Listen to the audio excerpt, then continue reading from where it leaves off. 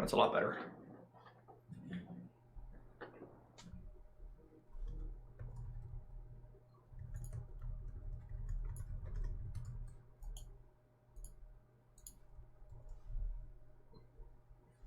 Right, we're live. Live, baby, live.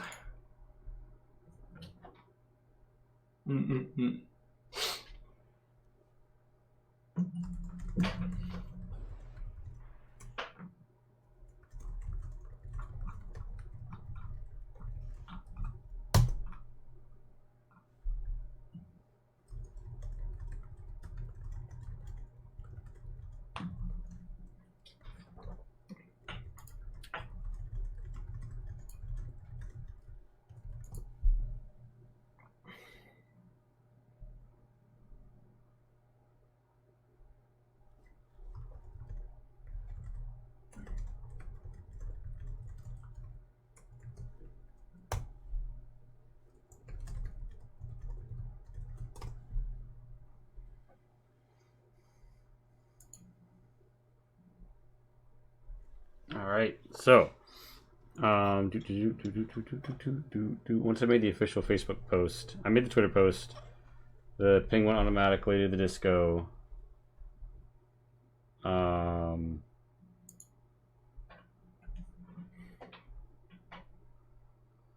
Disco. That's an excellent question. We are going to. That's going to be up to Cole if we have any disco. I hope so. I hope for disco. I dream of disco. We all dream of disco. I think that's just a universally held truth of life, is that we all want disco.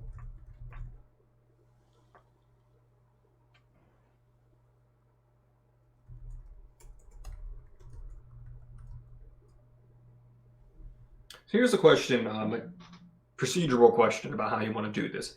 Do you want to hear Cole and I as we discuss the World Seed stuff? Or do you want to go in completely blind with the presented World Seed?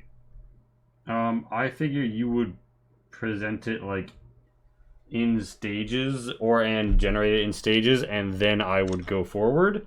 But if you, well, saying for like each segment of the World Seed. Yeah. Okay, I mean, I think the way to do it is to just generate it and you work off it as we give you. The other way of doing it is that like you deafen yourself. Yeah, as Lerb said, here's a seed and then a random number. Yes, hey Pat, hey Lerb, I hope you guys are ready for something crazy going on tonight. It's time for Deep Seated, and we're just about good to go. Why am I wearing a mask in my house? To raise COVID awareness, and I'm a gamer. I'm not wearing a mask because I'm not raising COVID awareness. I'm raising awareness instead for the horrific time that is Texas. True. So, Max, do you want to seed pill the audience, or do you think that we sort of like run into it and let it go? Well, the audience I'll needs seed to pill the audience. Why not? They need to know that they can spend 500 bits to give a panelist of their choice a wrench. Yes, I mean I'll explain the basic concept of what we're doing here today, to them, including how wrenches work. I meant to grab a wrench to have as a prop here, but I'll do that during a moment off. So basically, what we're doing here is a sort of world-building speed run challenge for Lee, where Cole and I, the panelists, do various things to inspire, infuriate, just make it more fun overall for him. And then him and I will also come up with our own little something-somethings to complement the world, which we'll talk about more later. But basically, the way this works in 3 segments. In each segment, Cole and I, using a document we have here, come up with the sort of starting points, the seed for this world. After Lee completes each section, we then go on to the next one, and the next one, and the next one, until Lee has a fully completed world. Yo, Flesh Party, thank you for the sub. Yo, thank you. Hey. There are some complications here. Aside from the stuff that straight comes out of the seeds, Cole and I can also add what are called modifiers, which are just say stuff like, oh, by the way, all the water on this planet's purple. Just things that we just pull out of our asses and do it for whatever reason we want. The other thing we can do are called wrenches, which each of us get one for free. Or at any point during Lee's world building process, we can just say, no, things work like this, I don't care what you think. and that becomes truth. And Lee has to work around it, regardless of how much of a pain in the ass it So is. we decided, turns out the water's actually lava. Then Lee has to come up with a reason. Yeah, it doesn't matter that he already said they're mer people. Now they're going to be mer people living in lava. And we each get 1 wrench for free. And by giving 500 bits and naming either Cole or I, you can give us another wrench to throw into Lee's works. And that's pretty much all you need to know to start. So, just want to get into it? Yeah, I mean, I'm looking forward to it. So the way the panel modifiers work is they're introduced after the world seed, the environment and ecology section. So I guess we go straight into that. Yeah. All right. So, want to just start with some random number generation, Cole, as our first go into it? Sounds good to me. They're Gotta D4. die. All right. They're all D4s. Give me for 1 this moment segment. to open up a random number generator. I'm like, Well- I got a dice right here. But I look at that. If you can roll me a d4, then. all right, D4, and we have a 2. A 2. Okay, so that means the basic gravity on this planet is Earth-like. Earth-like gravity. Give me another d4, Cole, if you would. All right, 3. It is variant general temperature. Deviates from Earth-like temperatures without being hotter or colder. All right. Here's what I think this means. I think in this instance, the planet, right? It has there are several astral bodies which interfere with the sun hitting it at certain times, meaning that it has just pretty savage cold spikes. But additionally, some of them refract and heat up so that they can have intense. You might want to ditch the mask, Lee. It muffles you a little bit. All right, you can have the more intense temperature variation. Variant, certain temperature variation caused by astrological factors to induce serious chills and burns. Bam. All right. Cole, want to give me another d4 for mineral abundance? All right, here we go. Oh, another 2. All right. On many shallow mineral abundance makes it easier to access various minerals. All right, lots of metallurgy opportunities. All right, just give me 2 more d4s, hot and fast, Cole, for the last 2 bits of this section. We'll let Ree run wild a bit with what this world looks like. All right. Wait, can you repeat that? You said Just 2 more d4s for me. 2 D4s. Got it. We have another 2 and a 4. All right, so it has Earth-like tectonics and abundant miraculous elements. Magic, or its equivalent is abundant, are potentially universal. Okay. Okay, abundant. All right, abundant. Okay. So, Magic everywhere. what is the what is the axial tilt? Lerb asks. I'm gonna say a lean with it, rock with it tilt. Okay. Oh, So- we actually missed one. We missed the biosphere. If you can give me 1 more d4 for that, Cole. Oh wait, would the biosphere have the previous roll or no?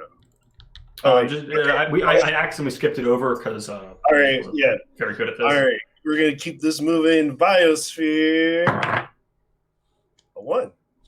A 1. So it has a single origin biosphere, a single common ancestor evolved to produce all life with similar cells.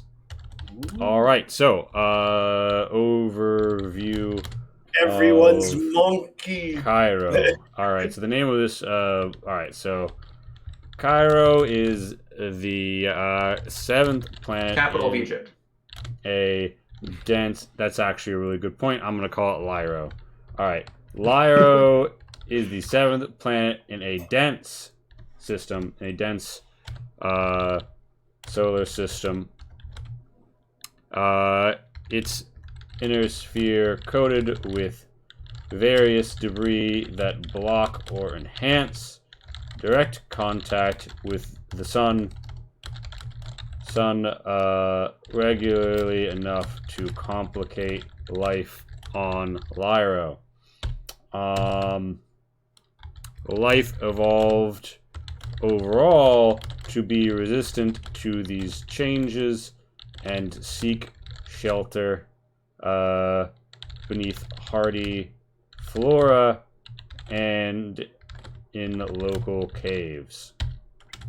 All right, I'm gonna throw in a what's it called? Are you not the wrench? I'm not wrenching yet. Hold on, wait. Okay, do you want to wait for your modifier before I'm because I want to address the miraculous elements. Go for it, but I already. I don't think this is. I think you'll like what I got. Okay, here. Go for it. Okay. The miraculous elements. Several of the destroyed aspects are the corpses of celestial beings that did battle when this star was born. When their corpses dampen or enhance the sun's rays, magical radiation spreads across the surface of Lyra, altering the life forms below. This energy has immense potential to alter the fabric of reality itself. Bam. Okay. Whoa. Wait, are you just giving yourself an out by altering reality itself? Miraculous elements abundant. Yeah, I guess you're right. I want to. This is the explanation for why there's so much miraculous bullshit on this planet. Okay, I have my modifier. Okay, hit me with it. On this planet, there are features called cloud lakes. Mm-hmm. What's a cloud lake? Oh, okay. I see. Because it's got to be one sentence. Cloud lakes are features on this planet. No, I mean, I'm willing to break the rule and give a shit about rules, but... All right, so cloud lakes are features on... Lakes. I have an idea what cloud lakes could be. I'm just curious to see where you'll go. Cloud lakes are features on this planet. Okay. Here's what I'm going to say. When an intense astral bombardment strikes during a potent meteorological event, it can sometimes imbue the clouds themselves with that fundamental energy. These clouds take a significant amount of time to dissipate and tend to congeal and travel together, as if though lakes in the sky. They are a source of lesser, but still potent, energy of same kind when filtering the light above down to the planet below. Very interesting. All right, so that's cloud. And now the Cole. What is your one sentence modifier to this world? The world gen. You still have your wrench after this, but this is like, something fundamental. Okay. For some reason, the stream's blurry for me, so I can't really read what's on there. Just say a thing you think should exist. But I was like, if I just give a thing, then how interesting. I'm like, okay, so we're just talking about the planet itself, right? So I can't really go outside of that quite yet. But I think Cole, you can up the. Are you getting like a 420p or something? You can hit the cog and change it from auto. Because I'm looking at 1080p and I can read it. Oh, okay. You know what? I'm not going to worry about it. I'm just going to name something. And how about for the biosphere?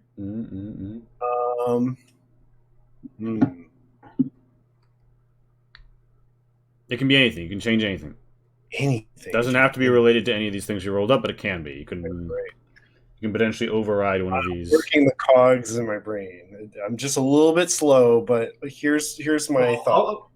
Everything stems from one organism, I guess, to start. Mhm. And I would like to think that everything stems from a giant tree. We're gonna go Yggdrasil on this. Oh shit. Okay. Ooh. The cellular origin of all life hey, old buddy, may be traced back to trees in general or a singular tree? The life tree. Back Yes. to a singular life tree, the Or genetic tree makeup life. of which holds all potential, holds the original mutagenic potential for all forms of life evolved on Lyra. Now, I got some greater questions about the biosphere here. So, like, what's life look like on this planet? Okay. What does life look like? We're So, not going to go so far as to sentient life so far, the actual major in inhabitants, general, but, okay. like, So in general, here's what plants most and animals, what we got? most animals have hardened dermis or wool-like fur that can help guard against temperature changes and intense UV radiation. Well, no carapace. Pat's going to be disappointed. Well, I feel like I know. Move on. I mean, like, I don't know a Do lot about color biology. commentary. I don't know a lot about biology, so I don't know if a carapace would help. I just know that insects don't tend to do good with extreme temperature changes. That's So, generally fair. There Well, scorpions are fine. is less insect life than on Earth, but that which exists is incredibly resilient to all forms of danger. I was gonna say, I think insects, for the most part, like it's like either burial phase or in hibernation phase. The most So, resilient depending form on the phases. of anti-radiation plating naturally found on creatures is a special form of chitin, known as the tableau. When I was tableau going to call it like the Patrica. is worked into certain shapes, it can retain magical powers refracted into it. But that is not a natural feature of the animals it coats. And most animals have sacs to store water and additional fat reserves, as they are used to flora die-offs and water evaporation. Some can obtain water through simply breathing in sufficiently misty air, meaning they are better able to follow in the wake of some unique cloud lakes. And then, so for the flora tends to grow. Well, here's a question I'm going to ask from the start of Flora. What's the primary color palette of the plant life on this world? Flora's primary color palette is a mix of teals and violets to better weather and refract unique astral radiations. Flora tends to grow copious vegetation around itself to catch as much bombardment as possible, but mushrooms tend to be the opposite, preferring to spread all around well-shadowed or otherwise shielded areas, from forest canopies to caves to the underbellies of large beasts. Interesting. Now, here's a question. What are some of the predominant biomes on this planet? Biomes range from flooded fruit tree swamps to mercurial shifting shores where cloud lakes have fallen to the water's edge and entrapped them in a magical pool known to birth strange creatures. Plains and badlands tend to be incredibly dangerous locations due to the lack of it's 500 bits, which is $5. Pat, if you'd like to give someone a wrench, you can. It's Facebook pay me $5, but don't, because it's how many wrenches does this get me? So Pat's redeemed a dangerous to go alone. We haven't really set up a mechanic for that, to be honest. I would say here's what dangerous to go alone lets you do. It lets you ask a question that has to be answered. I'll probably answer all of chat's questions anyway, but like to the same degree I would answer a panelist's question. Okay, so plains and badlands tend to be incredibly dangerous locations due to the lack of natural cover, unless there are extensive caves nearby, but in most instances there simply are not, because it's Earth-like plate tectonics, and in most places on Earth there's not. Yeah, I mean, outside of Virginia, you don't have places with buttload of caves. Winding forests that grow progressively broader canopies atop the tighter canopies below are common.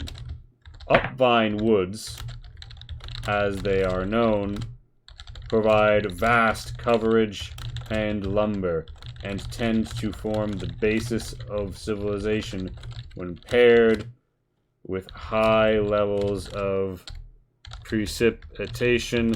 Are there plant ladies? Well, we haven't gotten to generating the species yet, so I don't know, but I would say there are like non-sentient lady-like plants. Wow, George O'Keefe up in here. Okay. Do you have any questions, Cole? No, I was thinking about that the specifics on the plant ladies. Well, so am I. I mean, I guess they have vast solar collection arrays in the form of not petals, but invasive kudzu-like vine growths that all stem from their hub, and where there is insufficient surface water, they can grow downwards to tap aquifers and other groundwater. Very interesting. I think it might be time to move on to the second section here. Peoples and cultures. Oh God, because this could be a lot. Cultures. So, here's where things start to get a bit more complicated.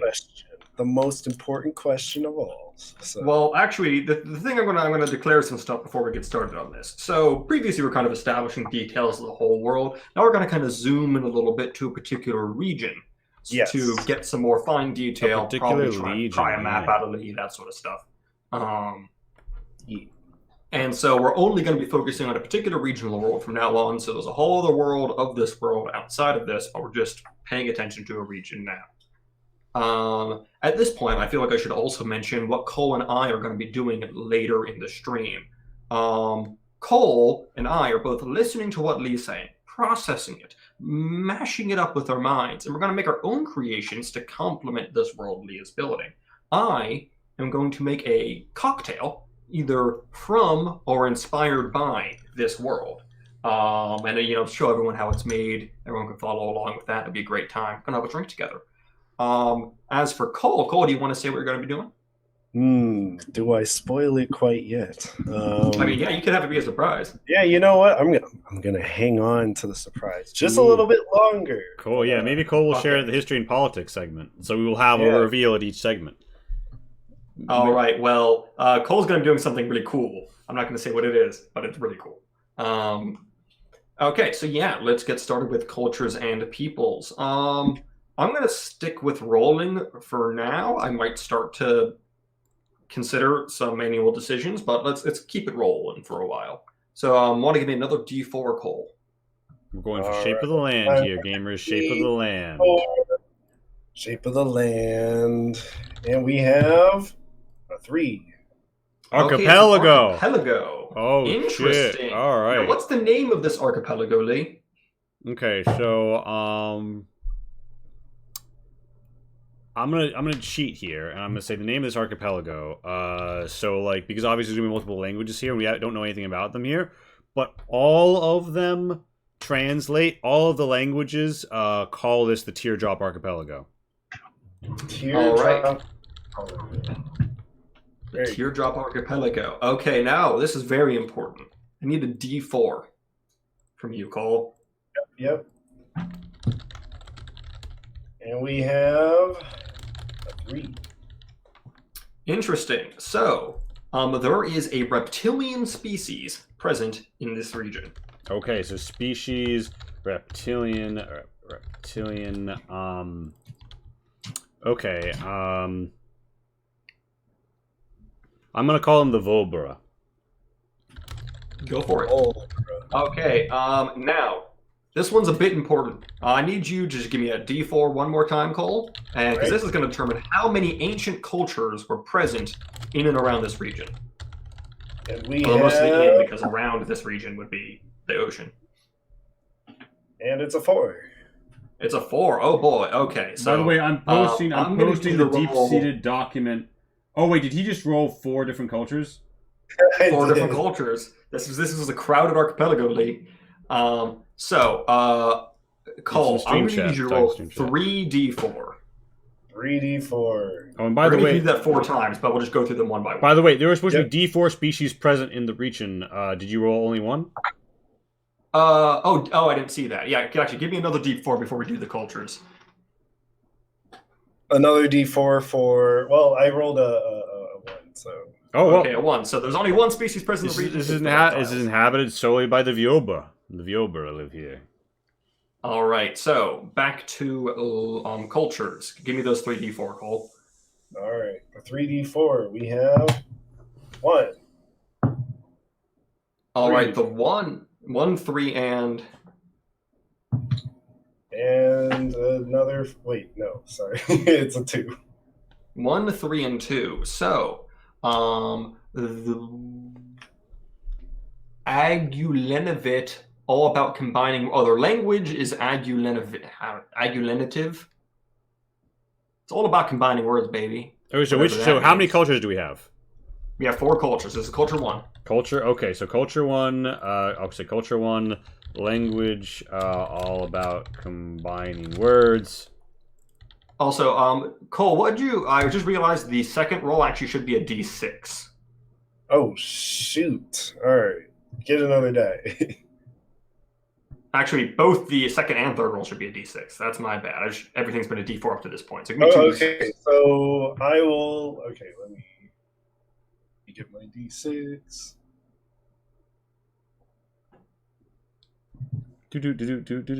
I'm realizing I should have some white. I'll throw in some like white bad audio or something in the background for the stream viewers to be able to hear some sort of musicality here. Can you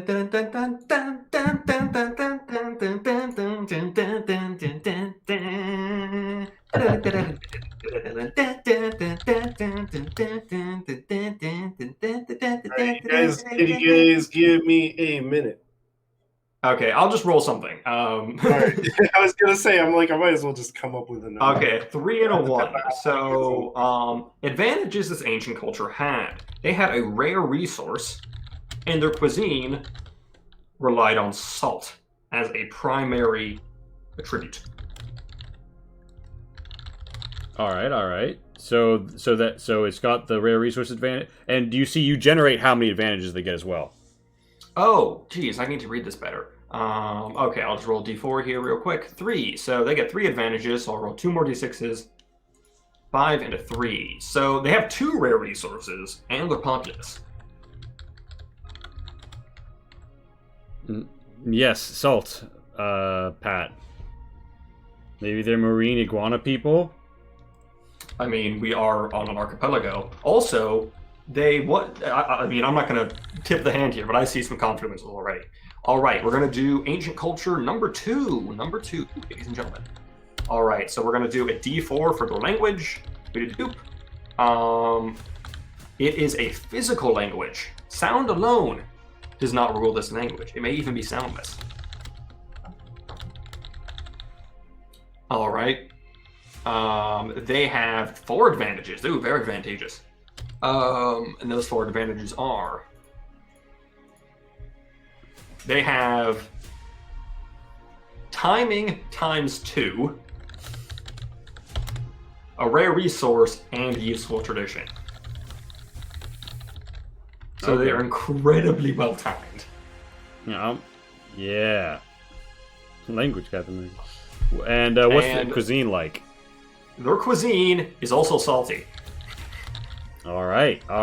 Culture 3 time, I think, right? Culture 3 time, baby. You know what? At this point, I'm just going to say this culture is a tonal language. I'm going to give them all 4 different languages. We're going to spread the language one. Oh, okay. Wow, I'm going to exercise my privilege and just choose an option instead of rolling. Hey, I mean, that is a thing we can do, right? Yeah. Just All right. And these people have 3 advantages. It's a very advantageous group of people. And I'm going to give them a 3 roll d6 rolls. They have abundance, populousness, and a rare resource. These rare resources don't seem so rare, I'm not going to lie. They're not necessarily the same rare resource. It might be. That being said, it won't be that important. I mean, I guess it's like spices not on that spice. rare. Everyone has it. Yeah, all right. So, Unless what's their cuisine Actually, like? Lee, are they unique resources for each one, or Yeah. are they all the same? That'll be my All right. prerogative. And this one, they have fat as their cuisine element. Mm. And a coal. World I'm saying of for this tree last and culture, reptiles. we're not going to roll. We're just going to decide for this last culture, you and I, Cole. Okay. All right, so I'm thinking Eclipse language, mostly because we haven't had that one yet. All right. One that's spoken swiftly and hard to catch with the untrained ear. All right. Yeah. Okay. Advantages. I'm tempted. I think we should choose the advantages, but I'm tempted to roll a d6 minus 2 for number of advantages instead of a d4. Is this to keep it from being populous in abundance? I think this is to make it possible for them to get a negative number. Because I think it would be pretty funny if they had -1 advantages. Oh, then what? Then what do we do if it had an... Oh, okay. Then I say their advantage is something shitty. Well, I did roll a 1, so that means they have -1. -1 advantages. All right, so these ones, their disadvantage is they live, I'm going to say they're on a very small island. What if they live by a volcano? Ooh, both of those. They're on a small, A small island and it's a volcano. All right, so we're gonna fucking throw up here a small coasted my control key hopped off again. Little fucking and we're gonna add like a feature layer, right? We'll clean this up more as I have time, but fucking small island with a volcano. This is probably a volcanic island, Shane. Possibly. All right, and hear me out on this one, Cole. What if their food was both hot and bland?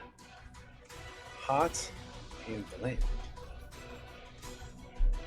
Does that just mean So it's spicy, but it's also bland? heat means that it's Or all it's about heat. how they cook.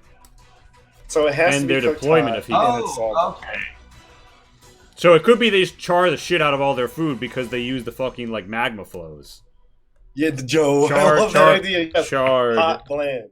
Hot and Yeah, bland, yeah. baby. by Using- magma fire. I'm actually gonna throw Lee the bone on that one because I love the idea of like using the lava for an advantage at least.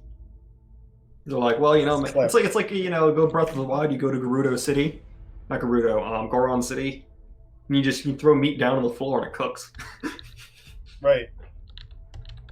Brilliant. All right, now we're gonna do ancient religions. I'm also naming all the cultures really fast. Ooh, what Go names for we it. got? So okay, so previously culture 4 when we just did this kind of shit is the Met. Met because it's like a little like quick thing to say. Culture 3 is the Boyo. Culture 1 is the Igyanura, and culture 2 are the Fonpalos. Interestingly, they all speak different languages. Indeed, well, they probably keep up on their own islands or island change. All right, Cole, would you be so kind as to give me? Actually, I already rolled a d4 for how many religions there are. There is one religion shared by these 4 groups. That Whoa, speak different that's pretty neat. All Like right. we got like a 4 tribes The like, religion. to one religion. All right, Cole, I'm going to ask you for 2 d4s. All right, to is this define it. defining the religious characteristics?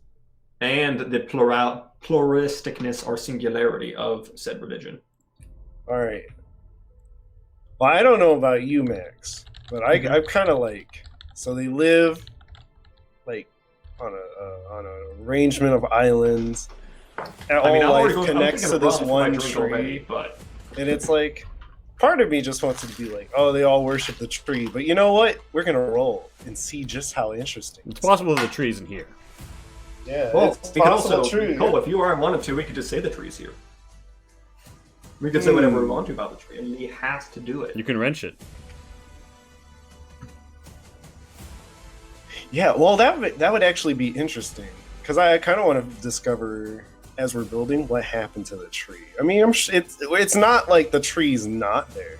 So. I would say wait until we get to the history and politics. Yeah, section. that's what I'm thinking. That's what I'm thinking. I'm like, it's not like the tree's not there, so it can still be there. Okay, Hasn't been what are these eliminated d4s? yet. I rolled a 2, so it's ecclesiastical. Very cool. I love ecclesiastical. You get all sorts of dope robes and hymns. And for the next one, we have monotheistic. I roll a 3. All right. Cool. We made the Catholic Church, guys. Right, a monotheistic ecclesiastical. Yeah. So yeah, I think that it is called.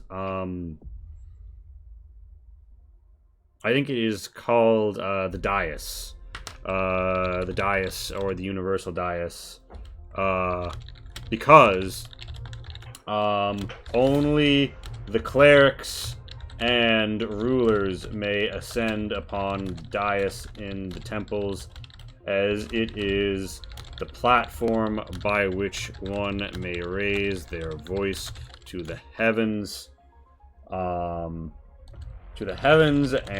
commune with God. They believe God. that the astral bodies are all workings of God, meant to create a perfect alignment, but through uncleanliness of the soul, bad soul hygiene,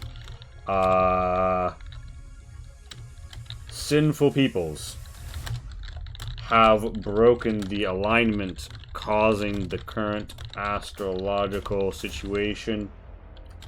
They ban, they tightly regulate astrology and the use of radiations,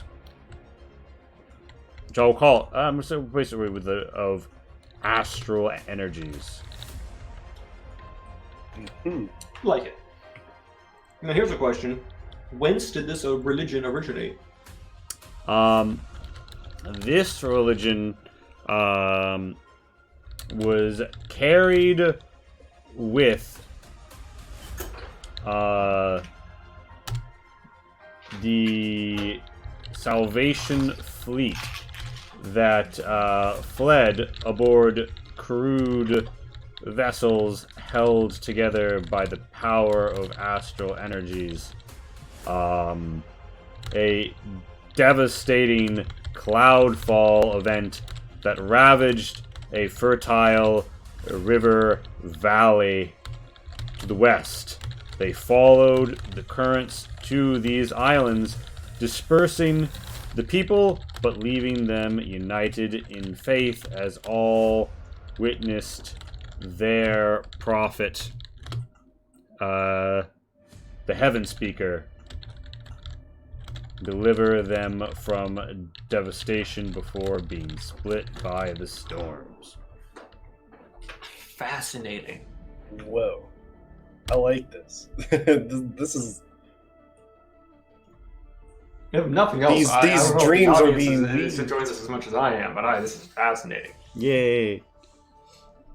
All right. What's up next? Do we have any questions about the Dais or the Heaven Speaker or the Salvation Fleet? This is an interesting one to ask questions about. What do we have any specifics? We have it like how it's arranged, but like... Yeah, you do more map. Do more map? Sure, yeah, more That's map. not a question, but it's a demand. And while you're doing more map, I'm going to ask you questions. And here's the thing. A, I think it might be a good idea for the future if we connect it with some sort of voice to text. So you can just kind of rant and then it writes it down and format it later. But, Yeah, no, agreed. what sort of religious ceremonies, rituals, masses does this religion do? Okay, so services. The lower offering is for non-clerics to bring forth offers of food, wealth, and piety. These are held monthly and on special occasions like the equinoxes. Hey, King Van. Gotta add more little islands to fill that archipelago. 100% we're filling it in. We're 100% filling this this bad boy in. All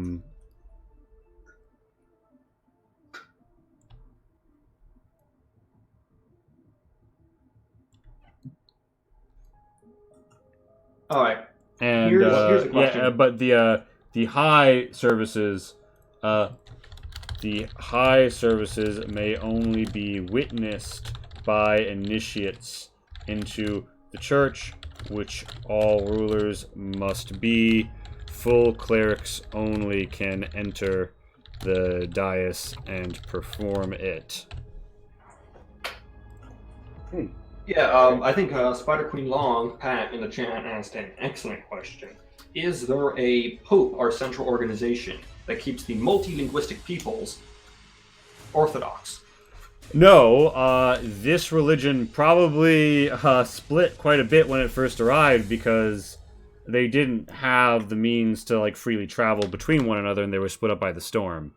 So, I would say that the peculiar. I would say the peculiar diocese, which is funny because diocese, in a different sense, is a thing in the Catholic Church. Each culture please has write its seas own. as in like sea, as in like ocean. Huh? Seas? Oh, diocese. Oh my god. Sea, I get. Oh, Put an man. egg in there. Bam. We did it. All right, we made that. That's a pun quota for tonight.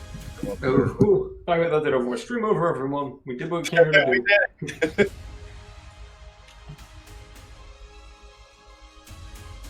Oh, Lee, what I want to know is whomst do these reptiles worship? God.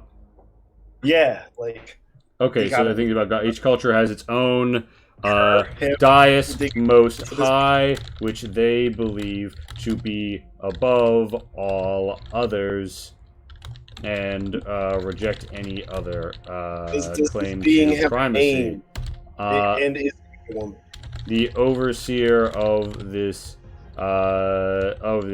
dais most high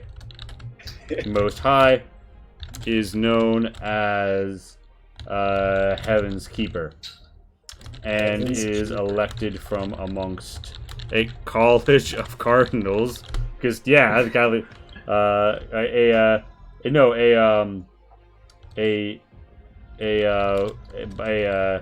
a flock of heaven's children, as the highest tier is known amongst the clerics. And Wait, so God, do they worship? God is envisioned as okay. a woman laying eggs in the form of celestial bodies. that Because is they are reptilian, right? Yep. Correct. I have to be honest. That I don't know what I imagine a reptilian religion to look like, but that just seems to fit very. Now, nicely. here's a question to consider, but I'm going to say you need not answer this one directly, but at least make some sort of acknowledgement towards it. All these 4 different cultures all have their own highest dais. Which one's actually the highest? Like physically, that's a good question. King Presumably Van. these ancient cultures would have had an easy way to establish, height from sea level to any sort of significant King degree. Van- So I'd be surprised if they don't know. But which one of them is the highest? So King Van, what if the Pope dies, they become God, and so on? I think that what happens is actually like some sort of like unbirth fetish shit, where they believe they return to the celestial egg if they're the Pope.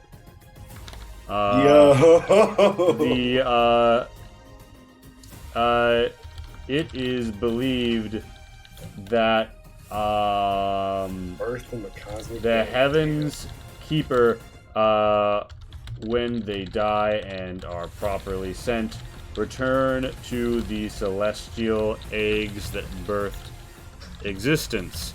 If enough pious people of pure soul are sent back, it is believed they will fix the solar system,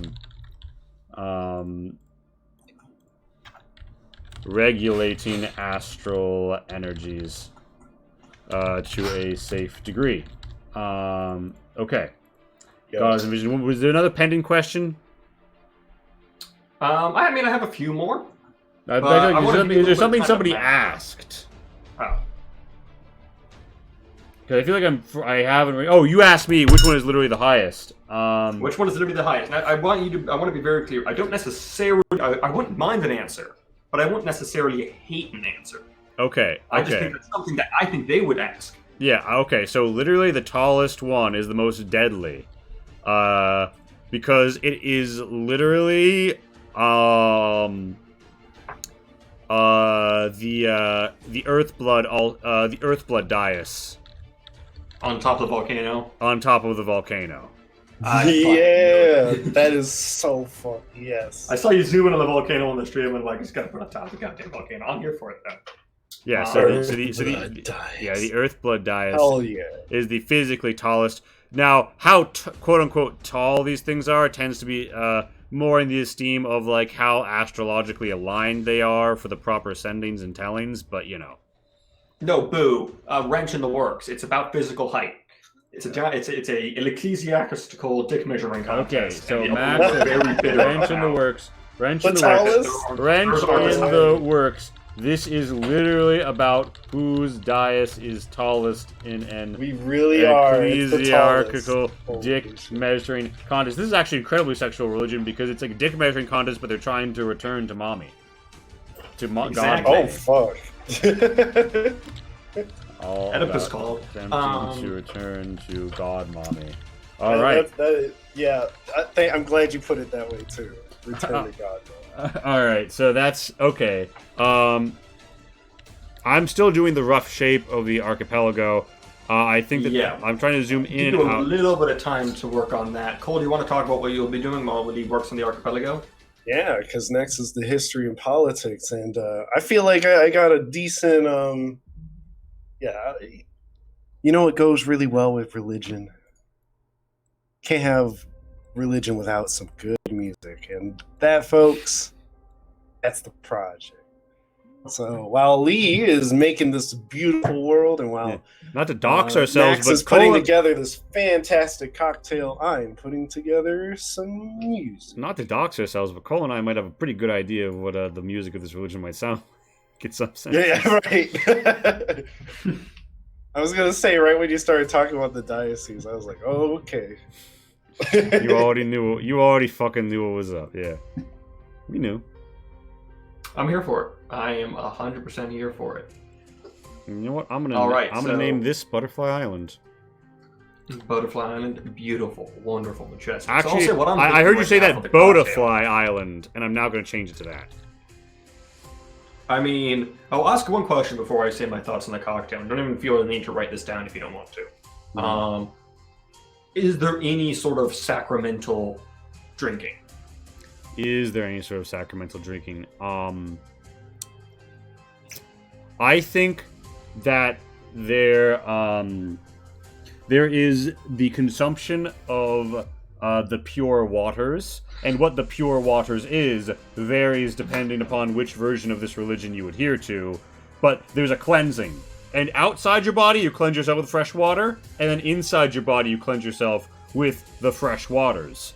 Now, in some traditions, that literally means water. In others, it's like fucking Tennessee Lightning. Because let's be real here. You ever had some hard liquor? Sometimes that shit feels like it's cleaning you out. No comment, but yes. All right, so I'll just spend a minute so you can work on the map a bit more, talking about my thoughts on the cocktail. So, I mean, obviously, if I want to include some religious elements, I would do something with the waters. I don't have any high proof. Actually, I mean, I have some jalapeno moonshine, but like it's not particularly more high proof than anything else I have. So, I mean, if I wanted to just go for a clean zero out, I would just do something like a high proof vodka drink. But I don't think I'm gonna do that. I mean, as I find out more about the cuisine, I'll have lots of thoughts. Archipelago instantly makes me think of the Caribbean, instantly makes me go to rum. And I'm in a kind of a rum mood right now myself. So rum is where I'm thinking immediately. Lizard people are weird, because I don't have any flavor associations for lizards. I know they eat bugs, but bugs aren't common on this planet. So what do they eat? What do they eat? So the most common. Okay, so let's get back up here. I mean, there are vegan, Alright, vegetarian reptiles. so there are also hunting, carnivorous fishing, reptiles. and agriculture. Okay, so I think this is very important because I need to know what they eat before I can know what they drink. okay. Okay. I don't know if you heard me, but yeah, Okay, so- reptiles, they can be herbivores or carnivorous as well. So, wait, like Very I good guess, to know. are they more like chameleons, or are they like, what is it, like lots of fruit? All right, so Or- fat-laden, six-legged pig-like scabbacks form the most plentiful source of fat and small-scale. What's it called? Yeah, or animal do they husbandry. eat What is it when you have? What is it when you have an animal yourself? Livestock? Yeah, small-scale cattle, livestock.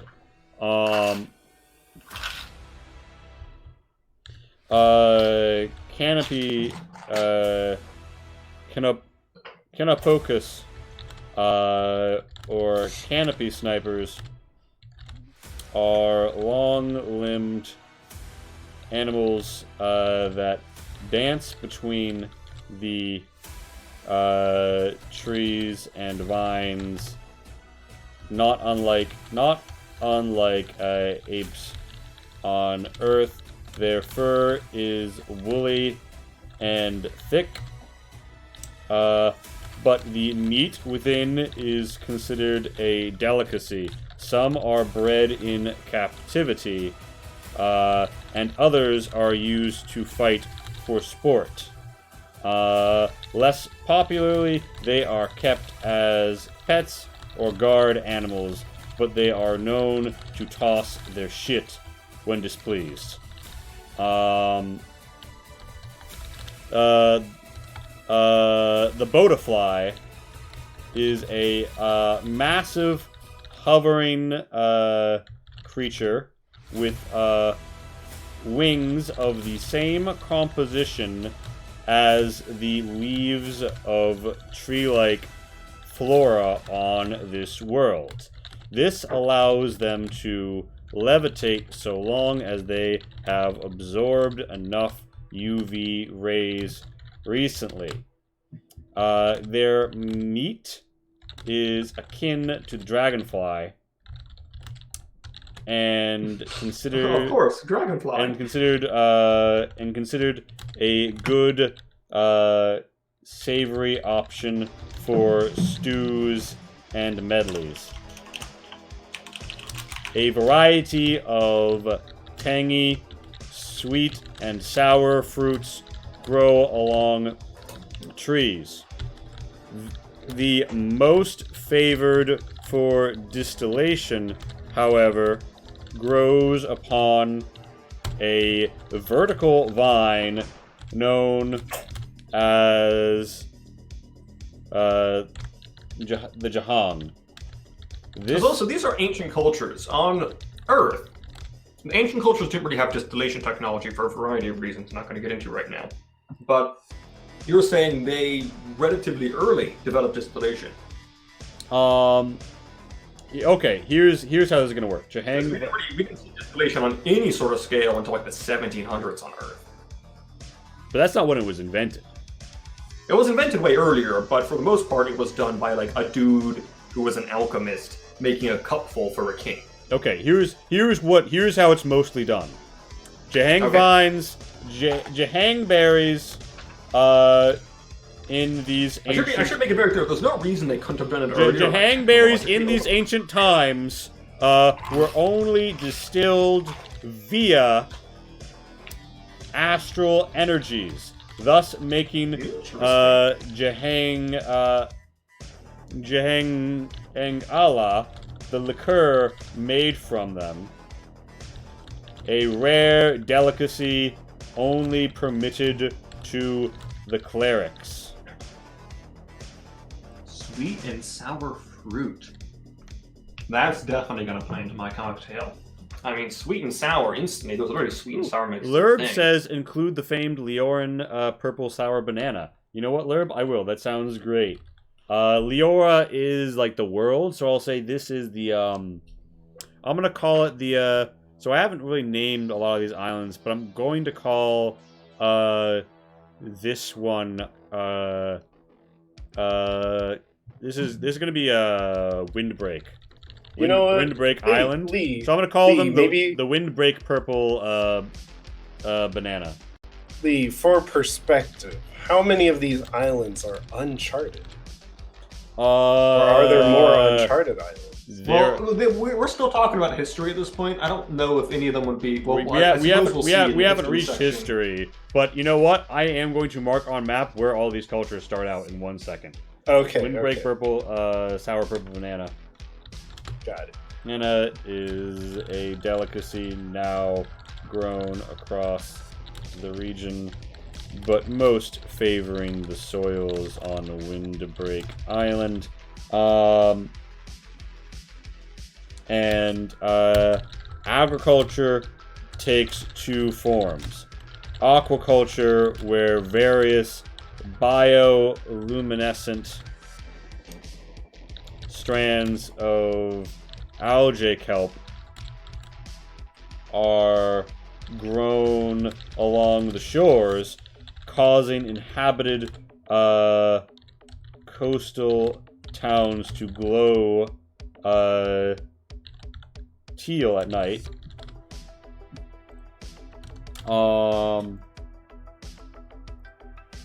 And inland farming based on clear-cutting jungle and then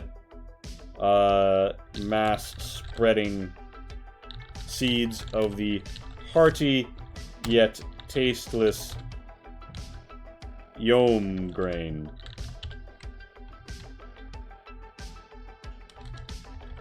Yom grain is a staple wherever bread is called for, although folded high leaf is more common for wraps. High leaf is a sweet and airy mint-like leaf harvested from the uppermost canopy, meaning that leafers, as they are known, must climb high atop the jungle canopy to gather them.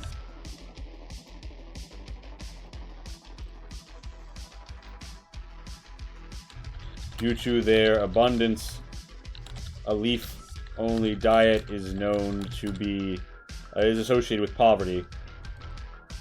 Associated with poverty, and people will often, quotation marks, prefer bread to flex, even though yam bread is rather bland on its own.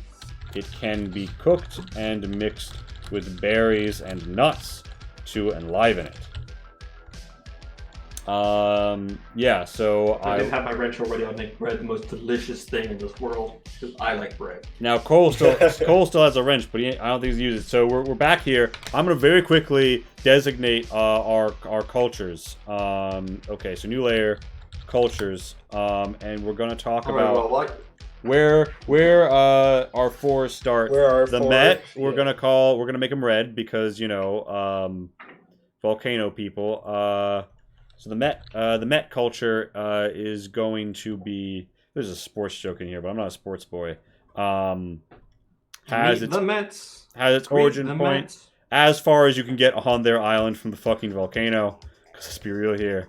That's their capital. Of Yagdit. Is their capital. Next, going up the chain here, we're gonna call Boyo a nice gold. So let's talk about the Boyo again.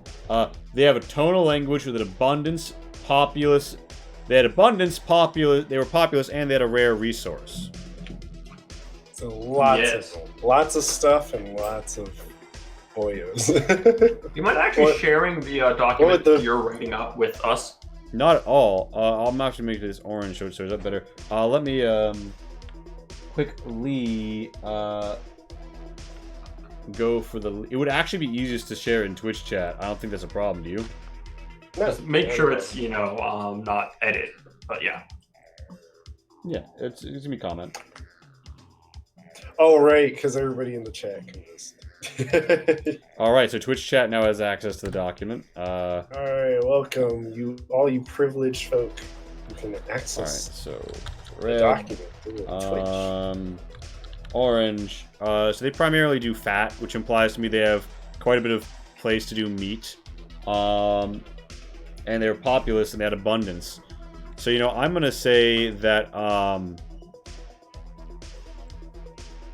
think a Max's decree means the Met actually do get one advantage, which is they do have the tallest dais. So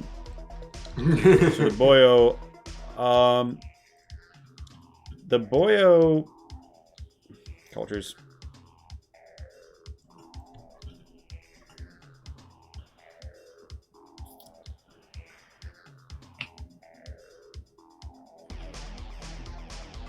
Yeah, I think that their capital is going to be on this peninsula, on this island. I was thinking about having them move from a nearby island, but nah.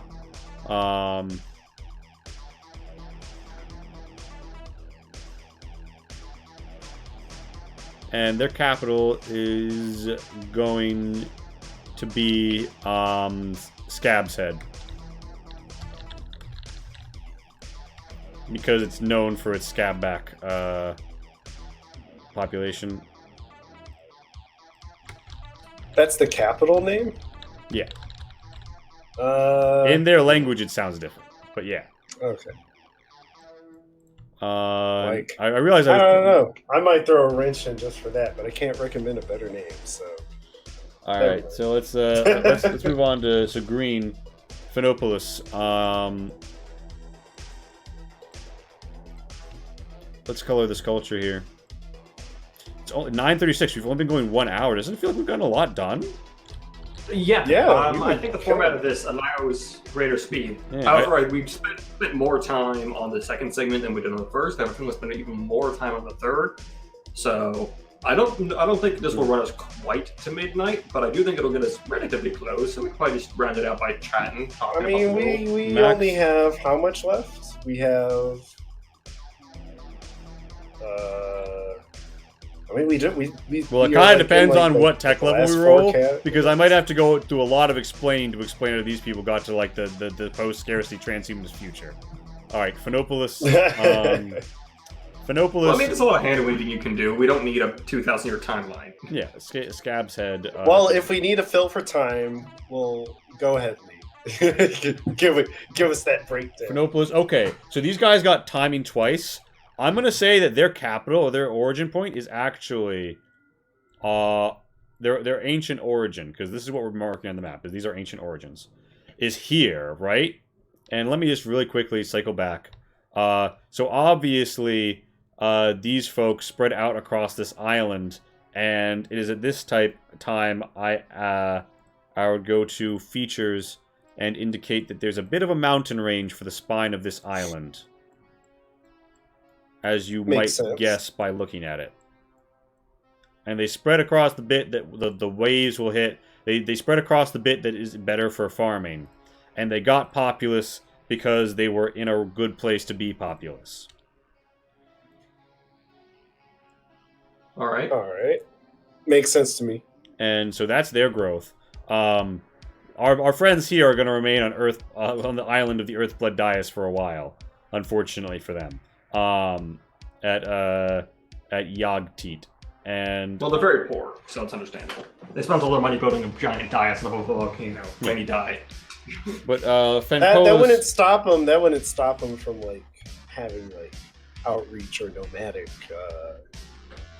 ways of so asserting. Phenopolis. Maybe spreading the faith. By the way, like, I'm going to they're more of a establish now. convergence. I'm going to go up and establish that the Viobra, 6 digits to a hand. Important note about we're going to get into now some of these advantages, right? So the Boyo spread across good farming and grazing land, and developed vast herds of scabbacks and bodaflies.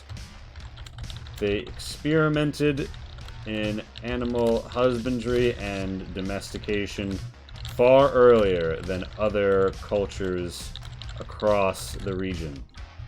And their population and abundance were largely thanks to a vast, fertile landmass.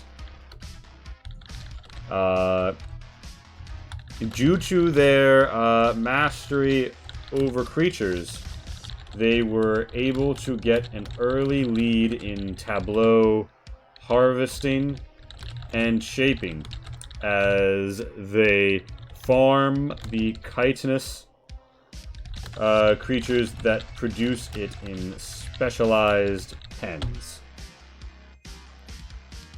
These are all controlled by the dais.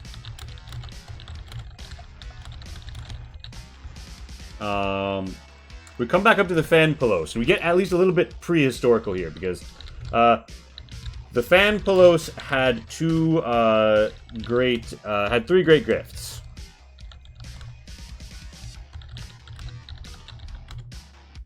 A knack for ratios. The element of surprise. 2.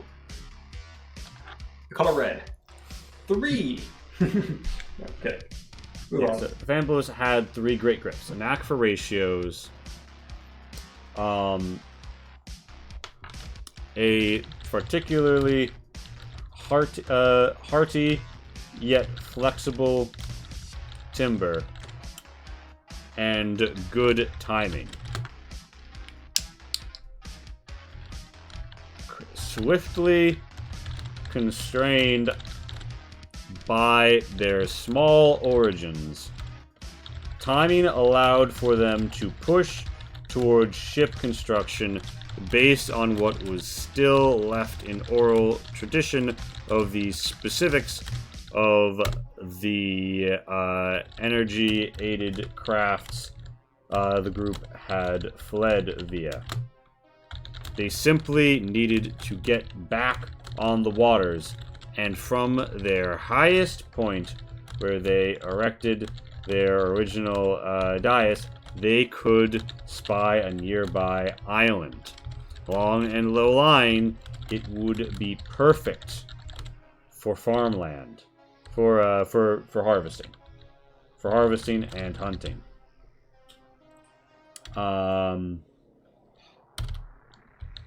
Thus, they put to work shaping hulls of canoes from their hearty timber.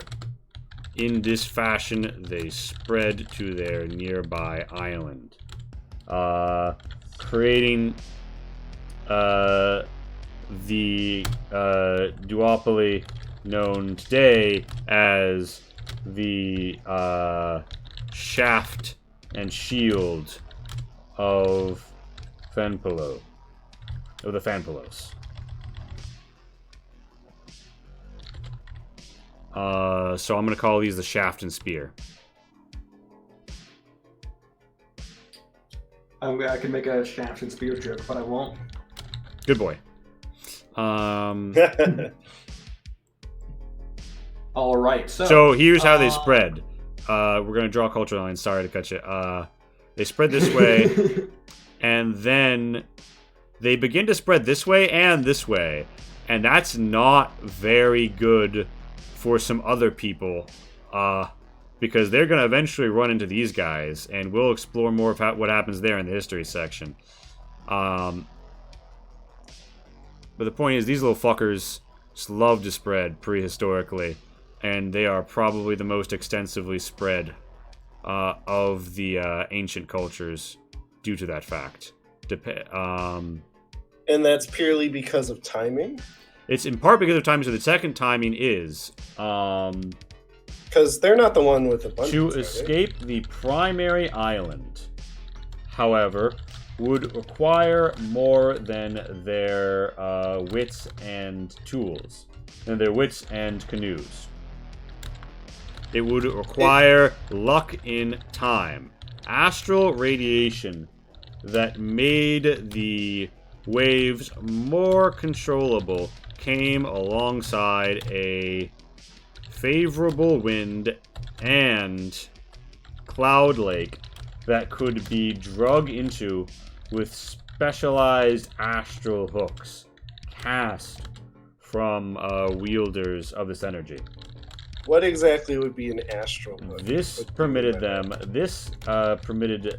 to traverse vast distances in relatively unsafe rafts and spread along that original trajectory over the northeastern islands. Astral hooks take the form of pure metals. Remember, this is an abundant shallow metal world. It's true. They probably just, went out to the beach and picked up an ingot. Imbued with astral energies via a special practice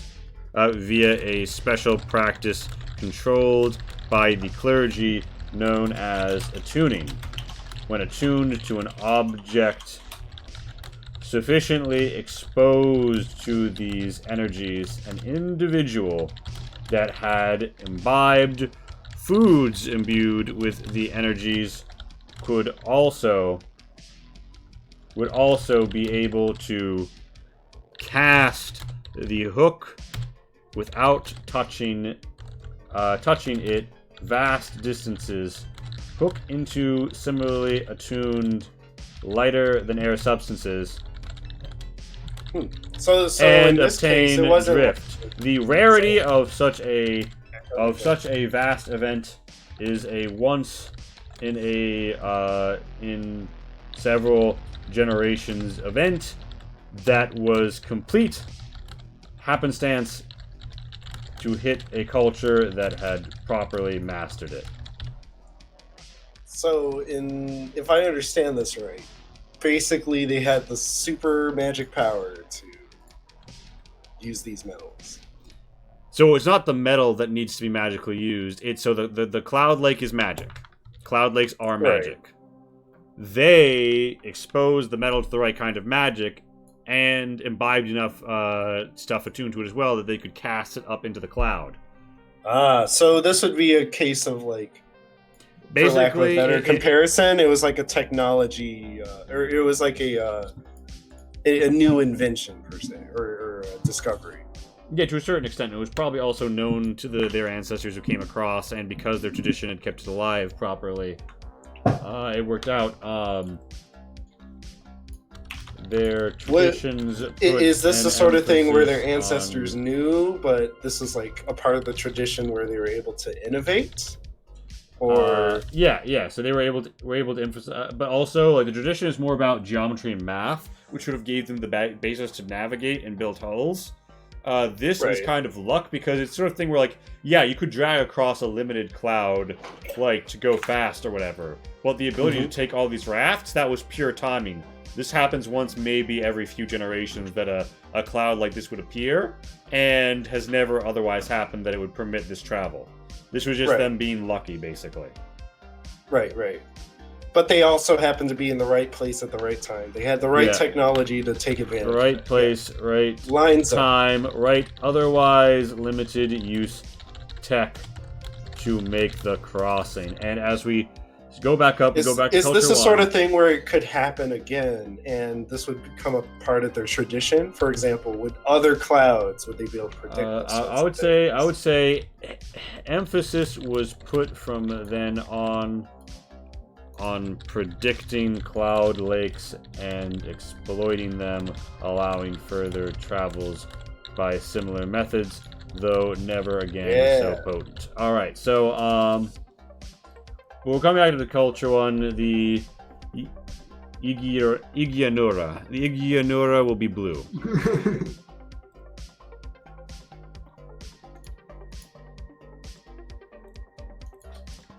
Fuck. I died the whole map. Okay.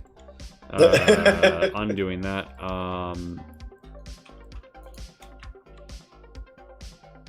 The world's actually, I'm gonna make them like cyan or some shit, just in case like we wind up doing like a blue water.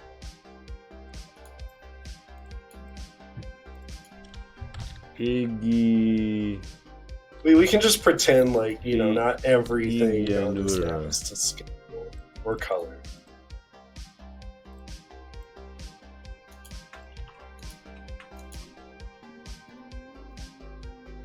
Alright, you know what? The Iggy Nura are gonna land, like, here. What about Iggy Pop?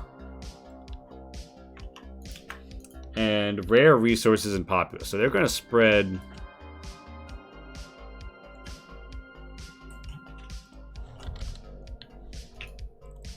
the Iggy Anura. Or the Anura of Iggy. The mythic founder of their ancient capital. Mythic founder of ancient capital. There's something all about combining words. Banhit car. Banhit car.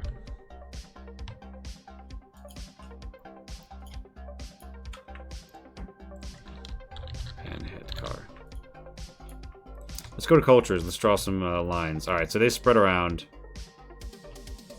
And they also come across a rare resource. And they come across two rare resources. So, the first rare resource they came across were the caves of their home island, which contained many chitinous creatures so abundant they did not need formal farms to obtain tableau in workable quantities. Imagine these caves would also be quite full of metal, given the shot of Yeah. Within them, another metal was found. The cyan and teal shimmering, naturally occurring alloy, known as ignum. This metal could be forged easily, but when hardened by astral energies, took on some of their properties and became all but impossible to break. This made metallurgy for practical purposes astoundingly advanced at an early phase in their existence. As working in combination, the miracle workers of the Agiyanura could combine tableau and ignum to work miraculous devices. Alright, so, their island was large enough to give them an early lead in population that led to their island being incredibly well settled. Alright, and I'm gonna say,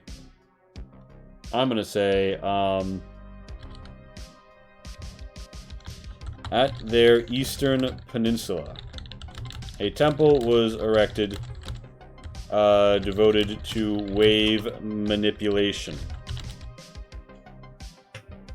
Hi. After an extensive deployment of ignum and tableau, they were able to both scry distant shores and catapult rafts across the waves towards them.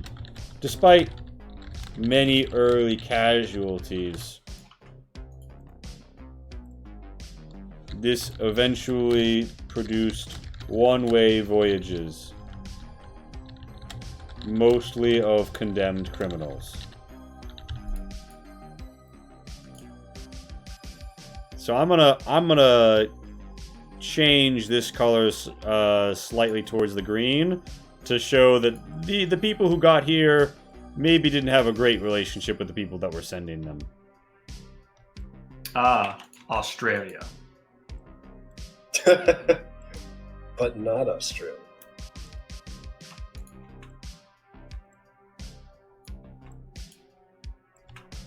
Something wrong with Australia, Cole? So what's keeping them from sending him to the Earth Blood? The temple is here. I should probably mark it.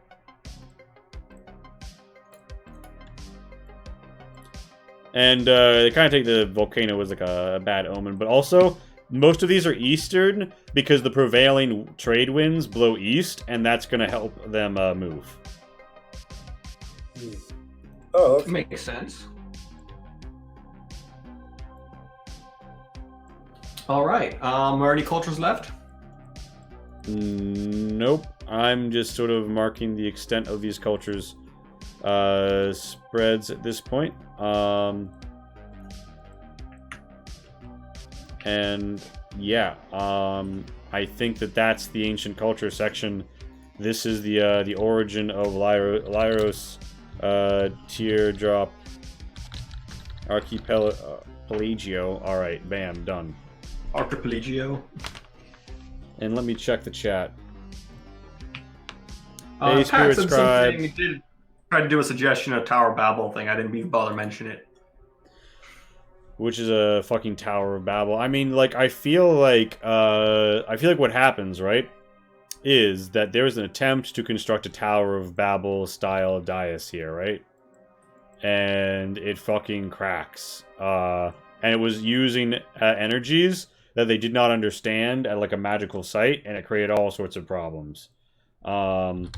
They also attempted at the conflux of their home island's landmass to produce the ultimate dais, which would pierce the heavens themselves. They used ignum rods and tableau-shaped earth growths to achieve an impressive spire, which ultimately exploded due to the confluence of various energies that the Iggy and Nora poorly understood the relationships between. Alright, bam, done. Okay. Alright. That's all 4 of the original cultures. I think I've done everybody's rare resource that they had access to. And rare resource only repeats once because both the Iggy and Nora and the Boyo had fine access to Tableau. Phenopolis, I did their timing, I did their rare resource of the timber. Yeah, okay. Bam, done. Are we ready to go into the history and politics section? You are Cole? Oh, yeah. All right, history and politics. Now here's where things get real spicy. Am I right, boys? Okay, so now here's the thing that we had a lot of discussions leading up to this as how to exactly to format, and there was a bit of contention about where to put this next one. But now we're on to perhaps one of the most pivotal role tables, the tech level of society currently, not these ancient societies, that they're called, what they are now. Cole, if you'd be so kind as to give me a monumental D4. Here we go, and we have a 1. Age of one. Dawn of It is Metal. the Bronze Age up through early Renaissance. You do not need to decide what it is now, because we're going to look at some other stuff. Give me a D4 -1, Cole. How about that? A 3. A 3. All right. So 3 migrant cultures. Are you shitting me? entered. Yeah. I know. This is what a diaspora exists in this place. So, if you don't mind me, Cole, I'm just gonna roll up those ones real quick. So much culture in just this little archipelago. All right. So, ready for a new culture 1? Yeah, let me fucking draw a line here. Here lie the OGs. And now purple. Yeah, hit me with them. Okay, culture 1 has a tonal language. They had one advantage, which is a rare resource, and their cuisine is alien. All right, culture 2 had a tonal language as well, so that's nice. They had one advantage, and that advantage was abundance, and their cuisine is heat. All right. And what's up with culture 3? In culture 3, I'm going to say they have a tonal language as well. Just going to declare that. Advantages. They have 4. They're the nice ones.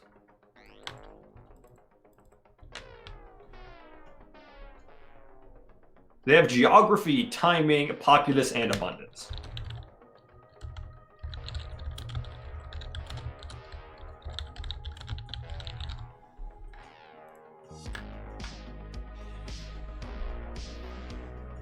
What's their cuisine like? Acid. First acid. First acid. I know. I mean, that's the real alien cuisine. Am I right, guys? All right, how's that going to fit into the cocktail mix? Well, probably. Oh, God, I mean, I don't even know. well, so like, okay, so like, it is one of the 4. I'm starting to have a pretty good idea. Kind of a play on a mojito, but I'm throwing all my ideas out the window. I'm gonna come back to them later. For religious, do we want to move on to religious movements? Yeah, religious movements. I will map those later. Okay.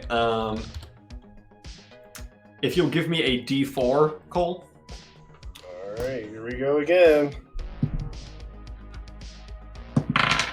4. Oh, revivalism. One of the old religions died, but now returns. When we say one of, we mean the one. That is interesting. The old religion came back. What does it mean? Give me a D4 for syncretisms. Okay. And we have 2. 2 religions come together. Okay. It's interesting because there's only one religion, No, but it says even if there's enough religions. The migrant culture. Okay, so migrant. Syncretism. The migrant culture brought its own cultures. Brought their own religion. Religion, however, it was absorbed into the greater religiosity of the island chain. Their individual gods became venerated as saints over time. These are known. These are known as the New Proclaimers, and the revivalism was the New Proclamation. The New Proclamation rectified religious issues across the islands and unified a singular Dias Most Pious, replacing the Dias Most High system, slotting in above it. It was determined that a singular Dias would house a singular heaven speaker to best send the most Holy Spirit to God. And was this dais also still the highest? I'm going to say this dais to evoke a sense of otherworldliness at great expense and danger. This dais was built upon a captive cloud lake, harnessed with ignum rods and tableau furnishings. It is constantly re-energized to keep aloft and flies over the islands, although it is generally moored above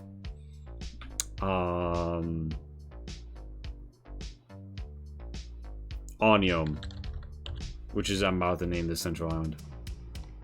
All right, give me a D4 for war and peace, Cole.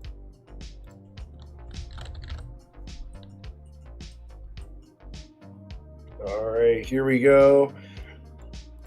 So while I've been rolling all these die, I happen to be, I don't know if I said this on stream, but I have these guitar dice, and I just rolled I did this a couple 30 minutes ago.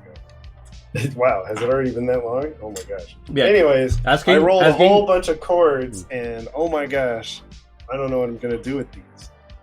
But yeah, as King Van points out, Max, you put in citrus for the acid. Oh, yeah, I mean, you can't not have citrus. And you also talked about there being a sweet and sour fruit that they made We stuff did. from. So I'm thinking of some lemon or lime elements in there to represent that fruit. But by the way, I rolled a 2. All right, so fighting in this land, it's moderate. Violence is neither rare nor constant, somewhat commonplace. All right, now here's one that's going to be very interesting depending on what you roll. Cole, I need a D6 for modern polities. Modern being right. still very much ancient. Oh snap! We're rolling how many? Oh, I rolled. Just give me a D6. I rolled 3. Was that on a D6 or a D4? Now here, on a D6. But what did Cole roll? I rolled a 3 for the modern on policy. a D4 or a D6? I rolled a D6. Oh, okay. All right. So there's 3. Yeah. No, there isn't. I took time to go get my D6. I have. Wait, That is not how the table works, Lee. This table's actually kind of weird.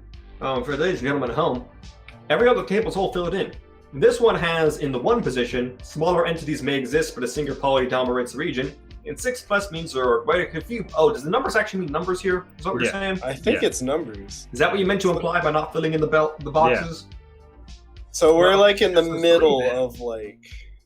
Yeah. It's not quite smaller. Yeah. So there's 3. There's 3. Because like 1 Okay, and 6 great. needed explanation, but yeah, okay. So there's 3. 3 modern polities dominate this region. Alright. All right, and then we have international institutions. Give me a D4 minus 1, Coliolio. Wait, did you say D4? Yes. Okay, D4 minus 1. And we have a 3. Minus 1 is 2. All right. Excluding purely faith-based institutions, how many institutions are there that cross international borders? I'm going to guess you meant to change what this one says, because this is copy-paste to the religion one. It is. But I'm going to say there's 3 strong institutions. Actually, no, there's 2 strong institutions that cross international borders. Okay. I'm gonna say that wait, they are... if I rolled a 3, no. Oh wait, it was a 3 minus 1, so it's 2. So 3 religions come together? No wait, oh my gosh, that's the old one. Yeah, wait. No, So the pure what does water. it mean? I'm just going to say there's 2 international institutions outside of religions. What they are is up to Lee. Okay, so now let's go back and let's talk about these migrant cultures because I need to see You how know they what? hit. I to see how think they I form. agree with Max. We'll make it two institutions. That kind of fits. All right. Two institutions probably would give a good reason why violence would be, kind of well, I guess it's kind of commonplace. So it's like whenever the two. Those are people just aren't very friendly. They like to eat each other. Whenever there's, is that supposed to be like, just like whenever? I thought it was more on like war, not just general vagabondery. All right, but- 0 since It's up to landfall. the side. So 0 SL, the 4 flotillas break apart and arrive in Teardrop Archipelago. I'm gonna say 74 or like 120 SL, 74 SL, 74 SL. Fen Pelos jump to nearby island. 125 SL. The Igianura, jump to nearby islands. 130 or like 130 through. Oh, the Exanura or those sent away spread across yet more islands. They come to. Oh boy. The Exanura come to resent rulership and embrace free thinking. And irreligiosity. Maintaining just personal spiritual practices. Okay,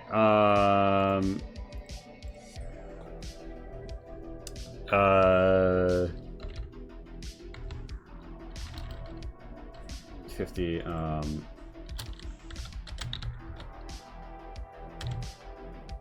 the boyo spread across most of a windbreak island, avoiding its eastern shores due to being comparatively dry. Thank you, Pat, for whatever moderation you did that I didn't see there. So Max. Yep. Alright, so there's still is there another thing to roll, or is that it for history? Nope, we're out of rolls. Okay, so since landfall, That's 150. So actually, here's the big question I think you really need to work out. Where is the now? Because you gave yourself a pretty big range here from like Bronze Age. Yeah, bronze to Renaissance. medieval. I think that their technology is going to develop incredibly differently than ours because of the common abundance of these astral energies. It's not gonna it's gonna have an aesthetic that's closer to like, you know, like Odyssean Greeks. But the things they're going to be able to do with their the shit that they have is going to well outstrip Renaissance technology. Okay, so like classical magic tech. Yeah. Alright, so 200 SL, 200 SL, 250 SL. The great eastern wind occurs as the direction of the winds reverses, and a monsoon strikes the islands. During this, a series of explorers are thrown into the region. They survive and return along the prevailing winds, leading to a rush of immigration from cultures to the east that are facing religious persecution.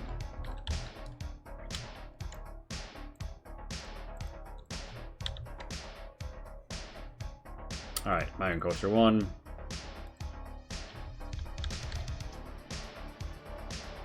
Togna. Mayan Culture 2. Adjourn. Mayan Culture 3. Katat. Yij. Actually, I'm gonna make them the Yij. Yijin cuisine is based around stone stove cooking at over a long period that relies upon the fluctuations of the sun and various filtering methods using plant leaves. This results in a full-bodied total cook-through of the meat, evenly distributing the heat and leaving the juices permeating the meat fully. But let's launch these boys. Okay. So here's what's gonna happen. The Yij, who we're gonna let be purple,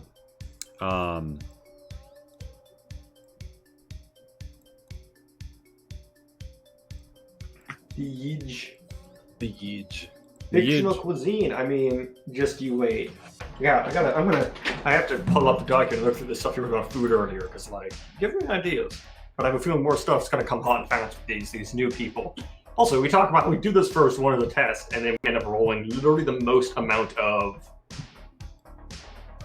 culture as possible. yeah. And because it's the earliest time period possible, they're all still super relevant. Because if this was like the distant future, it could be like, and here's ruins. Moving on. Right. I mean, there could still be runes, though. Oh yeah, definitely. It's just Not as... the British Empire is much more relevant to the world today than, you know, the Sumerian Empire. Well, now that... Oh, right, because the gap is so big. Lee, why'd you make the gap so big? The difference between medieval and, like, classical period versus... Yeah, the stones to the bronze.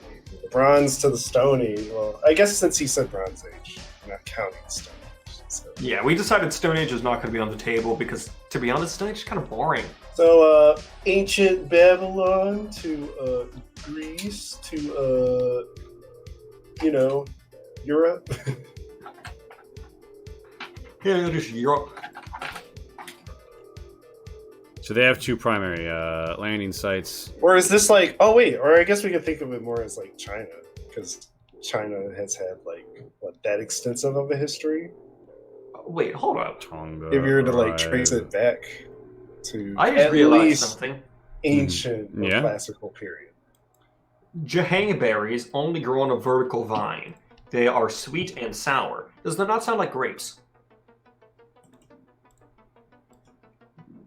I thought that grapes grew on horizontal vines. I think grapes grow on whatever where the vines is. But that gives me lots of ideas for where to go cocktail-wise, because alcohol made from grapes, I'm spoiled for choice. Yeah. Alright, so the Tonga will arrive here, make landfall here, punch on through.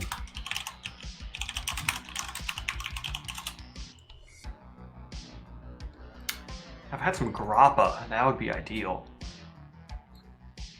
But brandy, I guess, would do otherwise.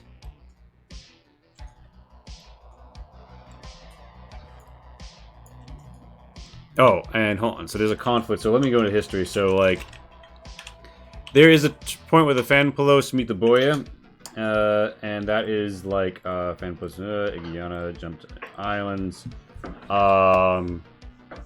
We're gonna call this one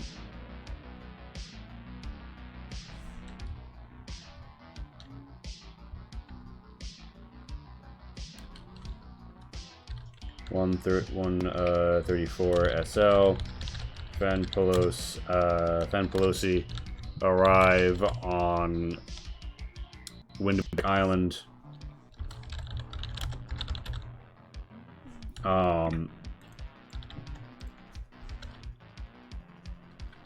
One 135 to 140 141 SL.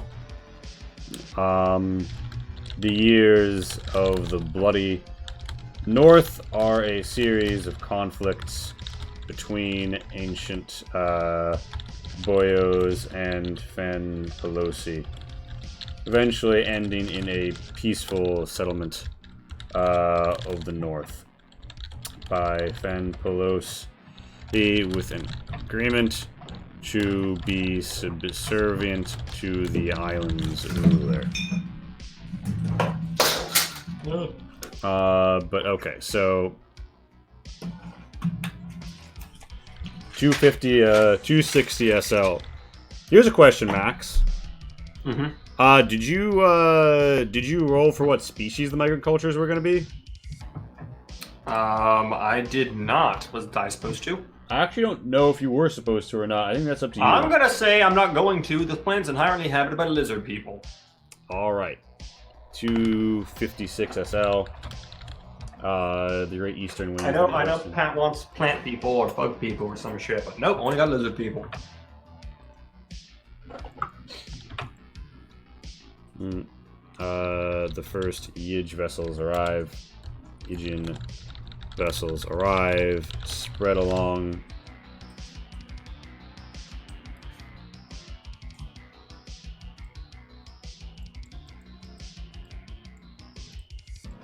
Ijanura.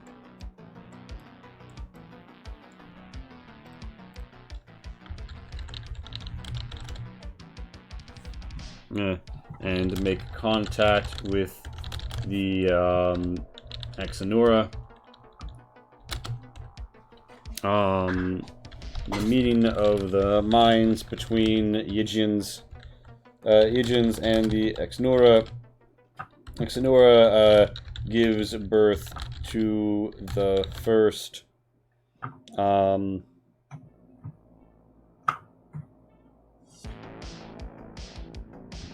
exacting philosophies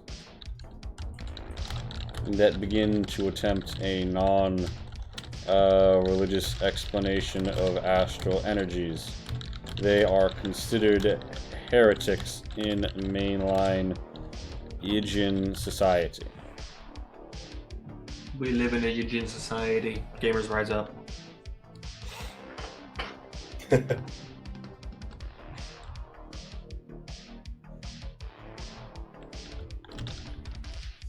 So 2-9 DSO.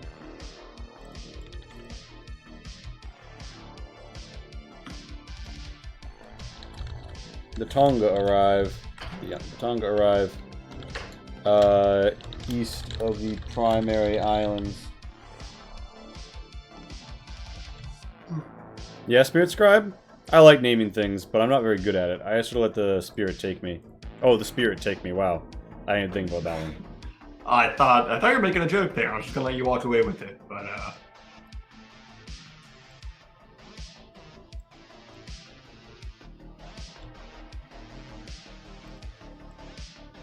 Alright, so let's look at the Tonga. this is them. The one advantage is a rare resource. And they have an alien cuisine. The Tongas, the Tonga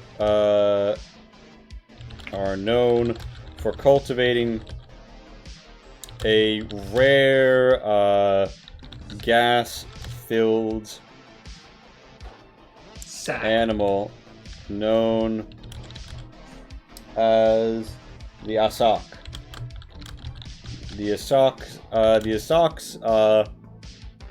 meat, when cooked with their gas sacks undeflated, produces a strange turning in the meat that reveals an entirely unique aroma and flavor.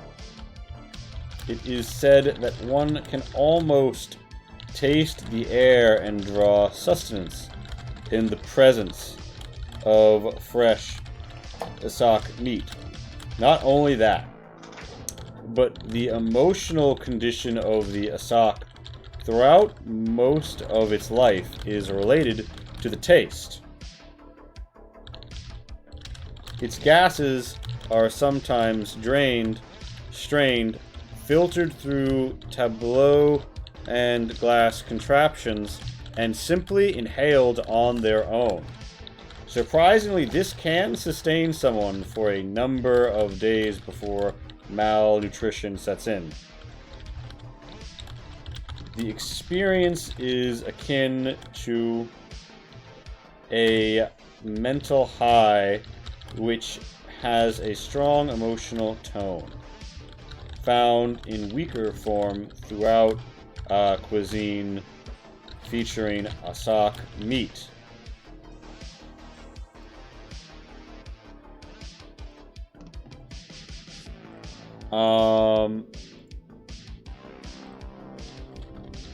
The Tonga were known to be hearty and bold. Their initial meeting with cultures in the region led to small outbreaks of violence before a peace agreement was struck. The Katat, yes, the Katat, geography, timing, populace, and abundance. So,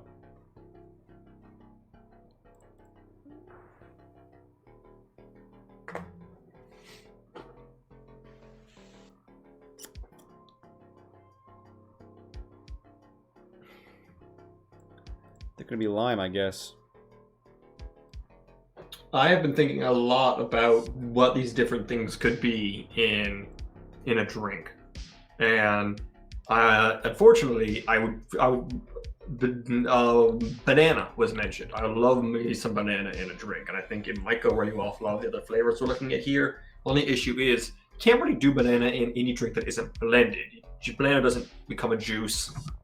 It doesn't incorporate into a liquid. And unless you just want a goopy cocktail, which you do not want, you can't really incorporate banana into it without making it a blended drink. I don't want to bust out a blender right now. I live with people. It's kind of a dick move to start blending something at, 10 to 11.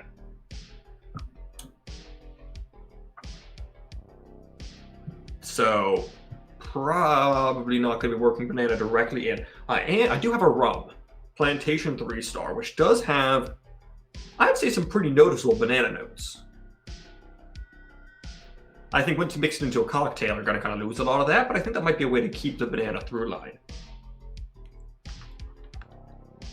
I could mash the banana by hand, but like at the end, I could muddle a banana into a cocktail, no question. But I'm not sure I would get any flavor out of that. Not anything significant, because all the banana solids would stay behind in the shaker when I strained it out. And I'm not sure that like whatever banana oils or such exist in there would be enough to make it really taste banana.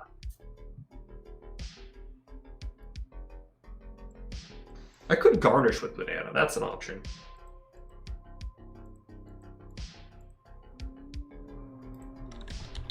The Katat arrived ready for war. Their gods were not those who valued peace, and their people needed land. They had been removed by the edict of an unfair emperor and managed to secure a fleet. By this time, travel to the archipelago was fairly standard, and they could charter a full course there. This led to an event known as the Katat Conquests, which overtook most of Windbreak Island and pressed into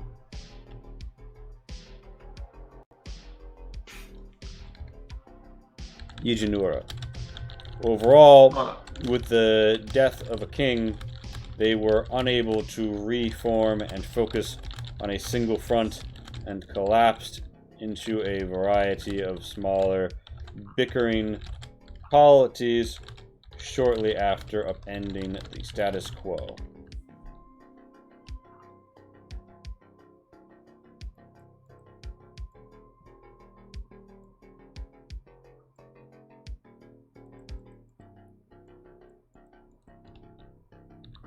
And I will time that on the timeline.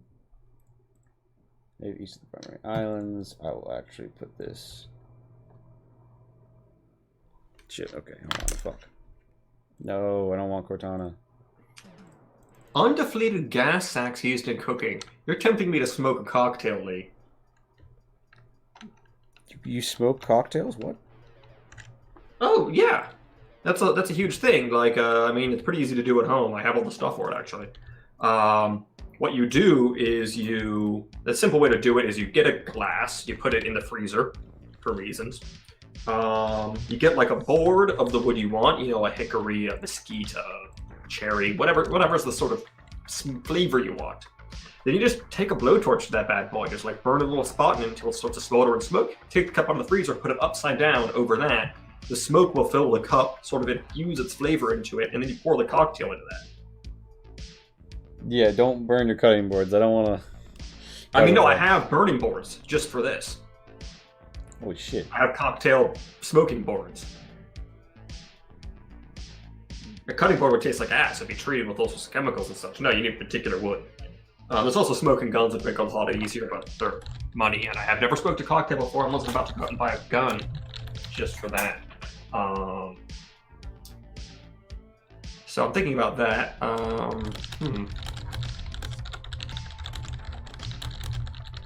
Probably not. There's based on every other flavor I have going on this drink. It sounds like it's going to be a very sweet drink. A very sweet, fruity drink. And that doesn't really work with smoking it. Which I'm kind of happy we landed on a sweet, fruity drink because that's my type of drink. I like sweet and fruity. You're sweet and fruity. If you came up to me and were like, hey, everything is pointing to whiskey, I'd be like, damn it. Oh, the rhyme like a lemon. I was thinking something like that. It might be the go. Yeah. Based on the sides of... I think the they're seeing the Lurb suggestion? Might be the way to go. You could put a pad on the pad base and the sides of the glass. Their banana paste, like a pie crust. Or I could just do banana slices along the inside of a cocktail glass. If I had... I think that'd be really nice, like a chocolate cocktail of some sort. I don't have any creme de cacao. Which wouldn't really work well for this because there's nothing about anything Lee has written that says chocolate to me. but I think it could be very good. Honestly, I just think I like what Lurb has a modification Lurb is saying, not banana paste, but just like thin banana slices lining the bottom of the glass. Partly as a visual thing, but who knows? You might taste a little bit better. But it'll certainly look cool. There's no denying that. On this episode of Chopped, you must use a banana. Or a cut. I mean, I have given myself an out for the banana. If I decide the banana as an actual physical thing won't work, I have a rum with banana notes. I will satisfy my own banana checkbox if I just use that rum, which I'm strongly considering. Plantation 3-star, if anyone's wondering. Right. I would also love to use grappa in this. However, I don't own any grappa. I've never had grappa. Alternatively, I would love to put some ice wine in this, which I had the other day. Shit's delicious, don't have any.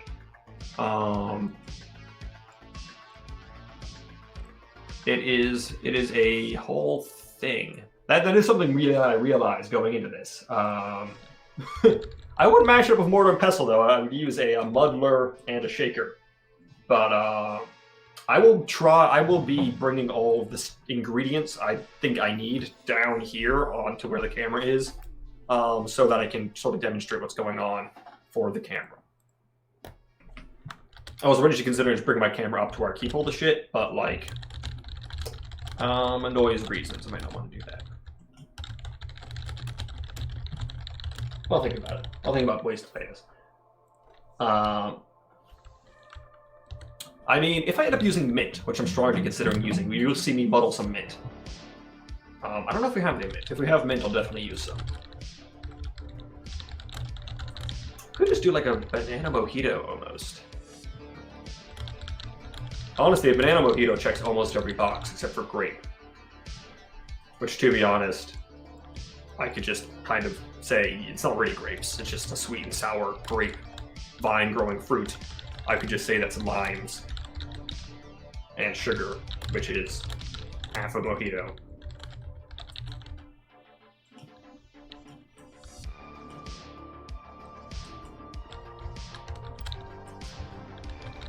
Height of the high period is reached.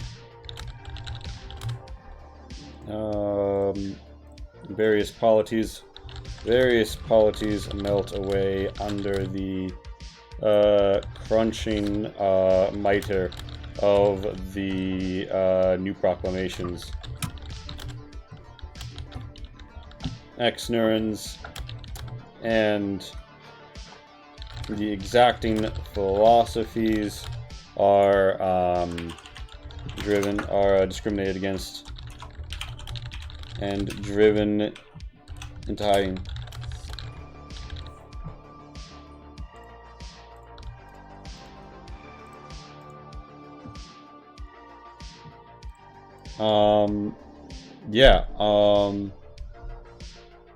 In around 366 SL, Dryport becomes a banking center as a locus of trade, instituting a series of minor branches across ports in the region. This is known as the Dryhold Promisariat.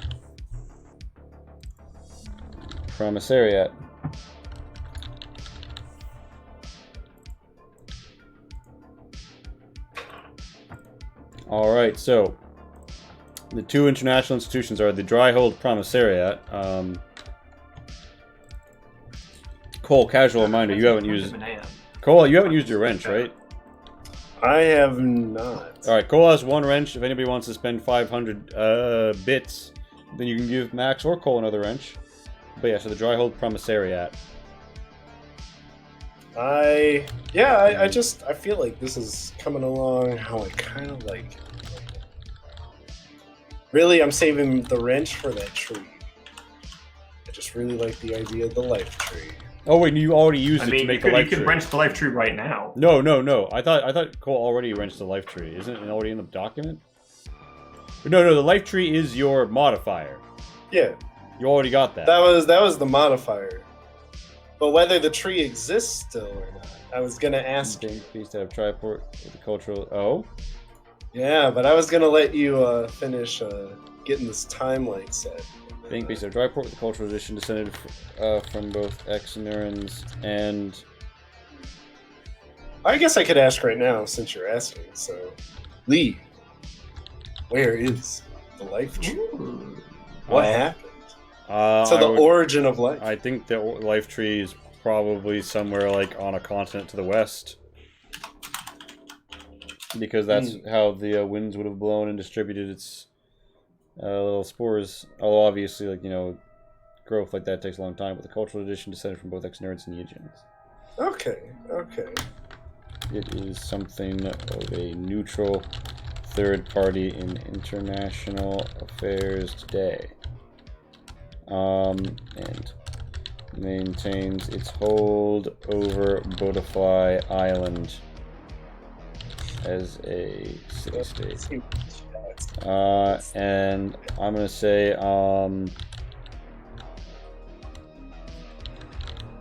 the Katanura, against the grain of religious thought and quickly growing in prominence in courts and senates across the islands.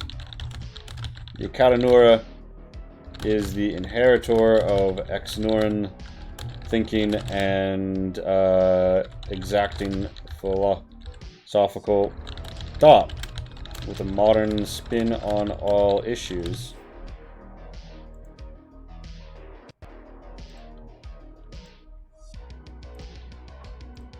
I found a recipe for banana syrup that actually seems pretty good. I cannot be asked to make banana syrup right now. And challenge the church. Especially since I already made some simple syrup earlier tonight, it'd be kind of dumb to make more. Alright, so Giant Promisariat. I don't like that. Yeah, okay.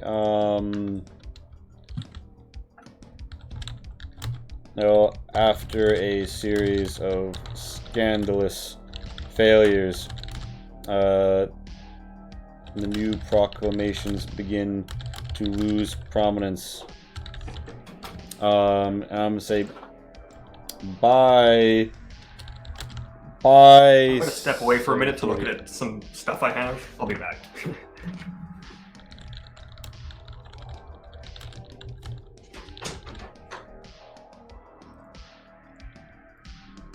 Alright. What if the cup was the banana? Oh, Max. Alright, we gotta let Max. How about that?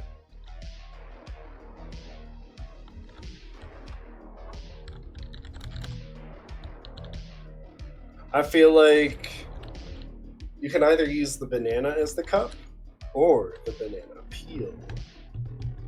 I'm sure that would leave problems with the taste, though, but that's why I'm not making the drink.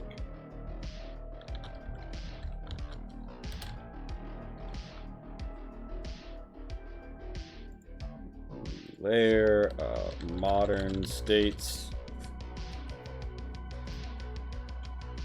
No, okay, so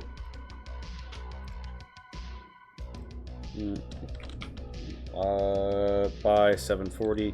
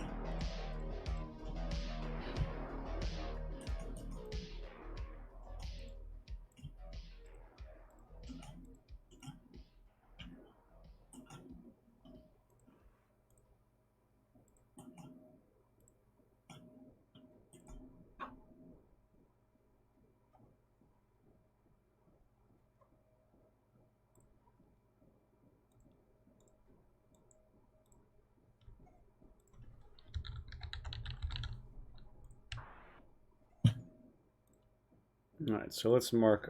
So like, okay, so modern states. Okay, so we're gonna do a green one. and we're gonna call it the Fano Dominion.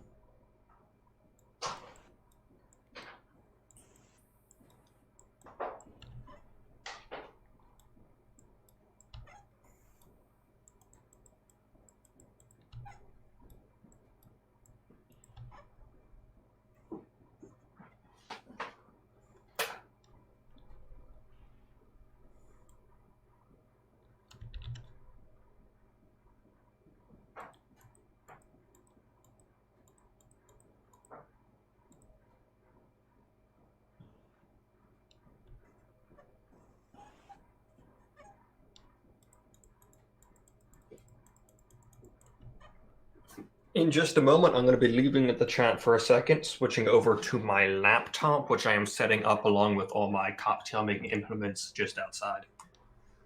Nice. Serve the drink in the banana cup. That'd be more of a. I could probably do a shot in a banana cup, as in like hollow. I would cut a banana in half, hollow it out a little bit, and like leave an intact bit of peel as like a shot glass. I could probably manage that. I could do a shot instead of a proper drink. Not really sure what I would do as a shot, though. Shots are a bit trickier because at the end of the day, you don't want to put too much into a shot. If you're really fucking set a shot, it's just not worth it. Yeah, who knows? I'll think about it. I like the idea, though. It was a bit. Take banana crete, mold it into a cup. We actually have a thing in my house called a Yonanas machine, which literally turns bananas into like a very consistent, smooth paste. I could probably use that and then, like, you know, plaster it on the inside of a bowl. Like, butter the bowl first for release, and then stick it in the freezer for a couple hours, take it out, and have a banana bowl. I wouldn't do that because, once again, that's the inherent problem of the stream. I have these ideas for these drinks that I think would make a really good drink. I just don't have, I either don't have the stuff or I don't have time to do it. And that's an inherent part of this format. Unfortunately, we hit a pretty weak point with my cocktail repertoire. I don't have any creme de banane. I don't have any cremes, actually. I just have creme de cassis, which I don't think would be great here, but I like creme de cassis. Whatever. I'm going to be switching over. Talk to you all in a minute. So, Cole, here we are, working on our little situation. We get 3 modern polities. The Fano Dominion, a traditionalist dominion that works off an oligarchical senate with traditional rulers sent from the most pious, clerically connected families to the capital at Domnura.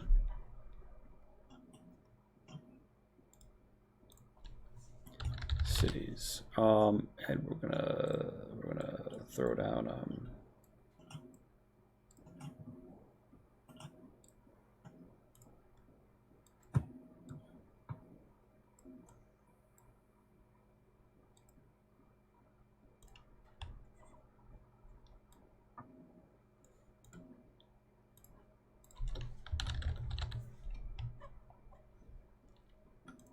Domnura.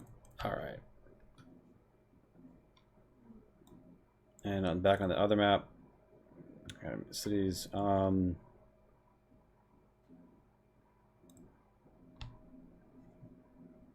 It features like the fucking like floating cloud city thing. It's gonna go here.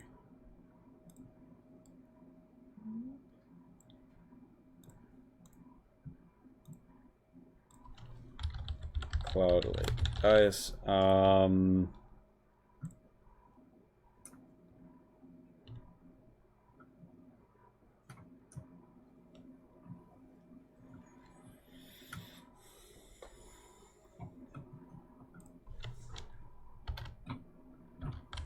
Anyam is considered neutral ground.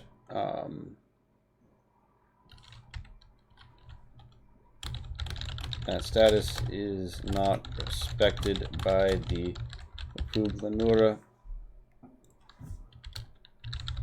after rejecting Exnurans, quite literally, their thought found home back on the original islands they'd come from. Melded with Aegean ideas, a syncretic culture of embracing differences, strength grew, and a republic which permits the landed it's the land-owning populace a say in who represents them was born. There are many problems with the Kublanura, including that 2 of its member states are on the far side of them from a hostile power, but they continue to remain a potent force. They proved their coalition on the field against the kingdom of Akara at the Battle of Skornoa. Oh, hello. Am I coming through good? Yes. All right, awesome. Sorry, the computer decided to auto preset me to literally every single wrong option for microphone and audio and all that. I still have a few more things to grab, so continue whatever you're doing. Alright, so we throw down the city here. It's Skornora. Also want to open the Twitch. Families.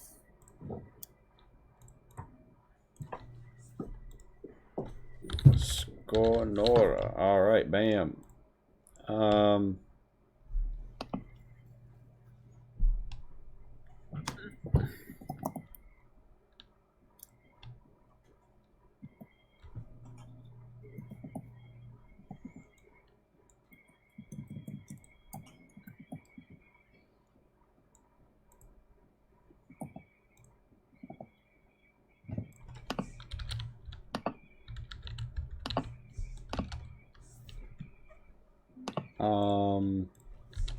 Their capital is at Alrighty. but every member of the Kublanura maintains their own regional capitals as well. Kingdom of Akara, after a series of turbulent conflicts, a king descended from the mountains. His name was Arca, winning over the favor of the women of the clergy with his great shows of devotion and ferocity on the field. He became the favored Dias to unite a turbulent island.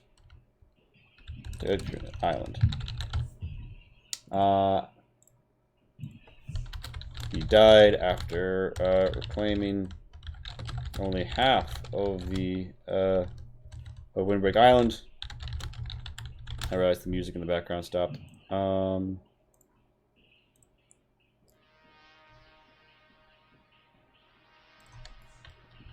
But his descendants,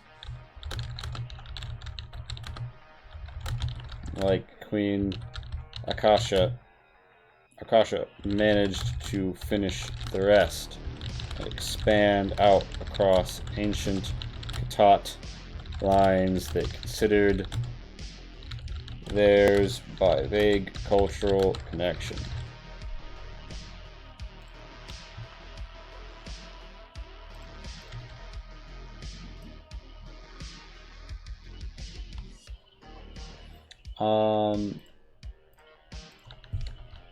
They renamed Scab's head to Arco after retaking it.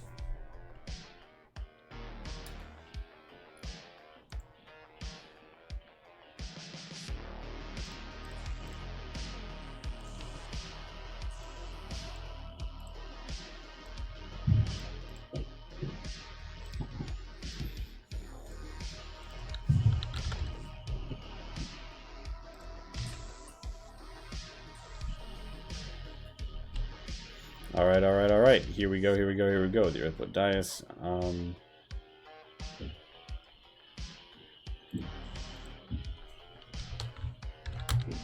It has Western associate states functionally puppeted under them.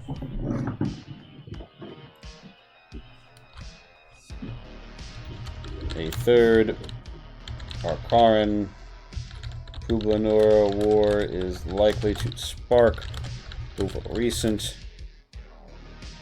forays into Onyam by both sides, who are beginning to reject the Dais. Despite their original success with the clergy, Arca's descendants grew tired of their restraints and haughty nature and began to turn to Exneran thought.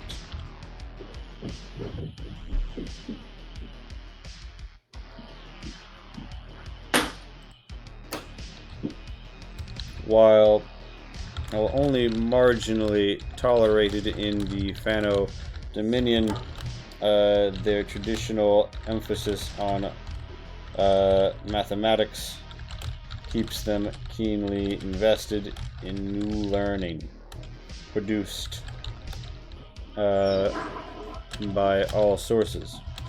This runs up against other confines of tradition, however, to produce consistent conflict points in their culture.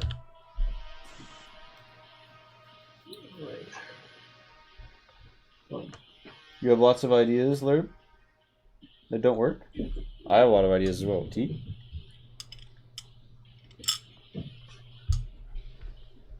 But yeah. Here we going. I think that we're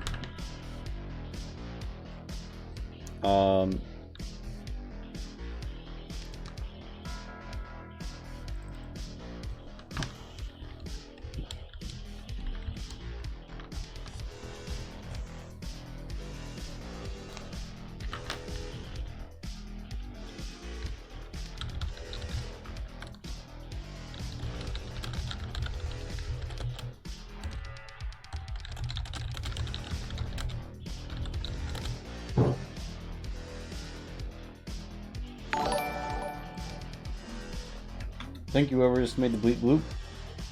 Spirit Scribe, thank you for the sub. We love subs here. Thank you so much. It means a lot. Religious status quo. Seeing its grip over its own island.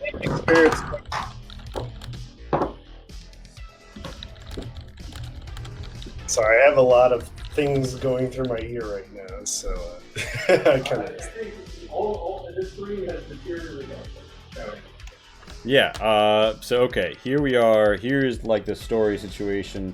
We have produced 11 pages of document. Might literally be too many pages. And we've reached the bottom of the barrel on the format here. We've got everything. I mean, the one really unaddressed thing, though, that I think we need to go back for is the magic system. How does the magic work? Also, I'll be honest, I was running around grabbing various ingredients for the last 10 minutes.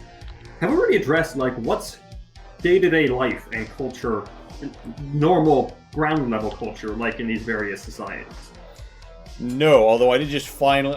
now have all 3 of the modern polities and the 2 institutions and the religious island all mapped out, so I can get into it from there. But, I don't think we need to go into super fine detail, but, like, you know, what's a fun fact? Yeah, but is it cocktail time? I would say a fun fact is that they pass dry poop, so they don't need to worry about like toilets as much. So they actually just sort of gather it to be used as biofuel. They burn their own shit. Yes. I'm glad I decided not to go for a smoked drink. Because that would lead to all sorts of weird implications. The first thing I'll say, going into this cocktail making segment here, I thought I had lemons. I do not have any lemons. You have limes. I only have limes, which, to be fair, I like limes more than lemons, and limes are more important to this drink, in my opinion, than lemons, so no huge loss. I did grab some citron vodka, in case we want some of that lemon. I also have some limoncello, but to be honest, not that much of a lemon flavor from that. Cannot substitute lemon flavor for limoncello flavor. I have tried in the past. You will want to throw up. Lurb is asking if you have any yellow paint. I don't have any yellow paint. However, I have a feeling this cocktail is going to turn out somewhat yellow regardless of what I want. Because let me just show you a color spread of the ingredients. I have lime juice, obviously. It's inside a lime right now. But that's pale yellow. I have Absolute Vodka Citron. That's clear. Plantation 3-star. Clear. I have this simple syrup, which is actually made with some slightly exotic sugars, which gives it an amber hue. Pretty much yellow, as close as we're going to get. And I have this brandy, which is more of an amber color. I think you add the clearness to all that amberness, you're going to get damn close to yellow. I request that you take a picture of those ingredients for posterity. Well, the thing is, I haven't decided exactly what proportions I'm putting them in and how I'm putting them together yet. Or if I'm even using them all. For example, this brandy is actually literally unopened. I found it in the deep liquor storage that we have. Because we have like all the bottles we have out, then we have a cabinet of bottles that we've never used. Because no one in my family really drinks brandy. I don't know how old this bottle is, but I suspect quite. Everybody's suggesting that you could paint the lime yellow to make it a lemon. Seems like an awful idea, but I like your engineering ingenuity and your enthusiasm. Why does this brandy not have a bottle with date?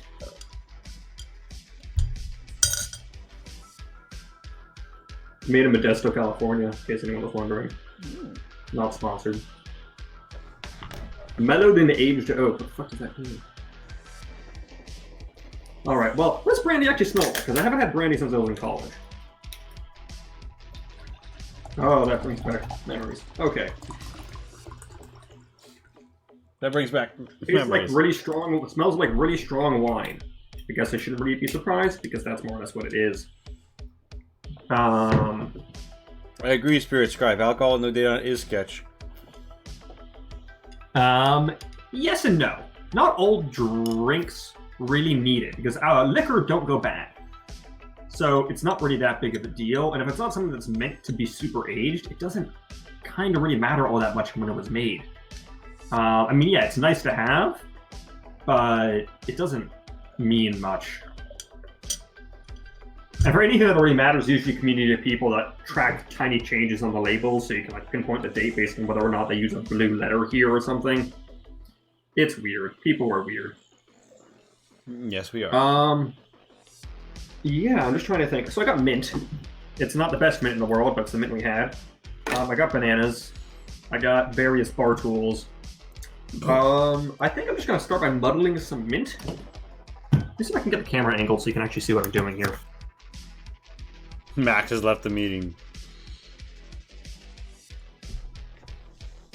By the way, if you're new to Diesel Shot, we have a Discord and a wonderful, vibrant community. This is a new show we're testing up, and only in this slot we play a Fallout tabletop game.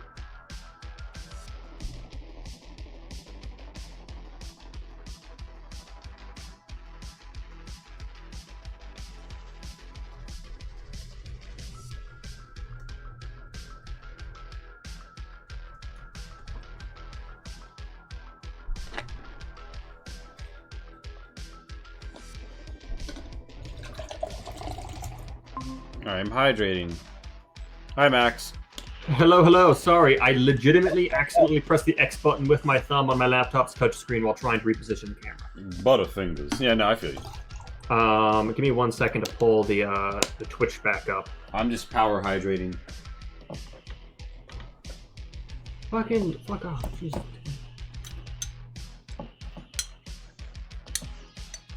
And now my finger's all sticky because I touched some simple syrup.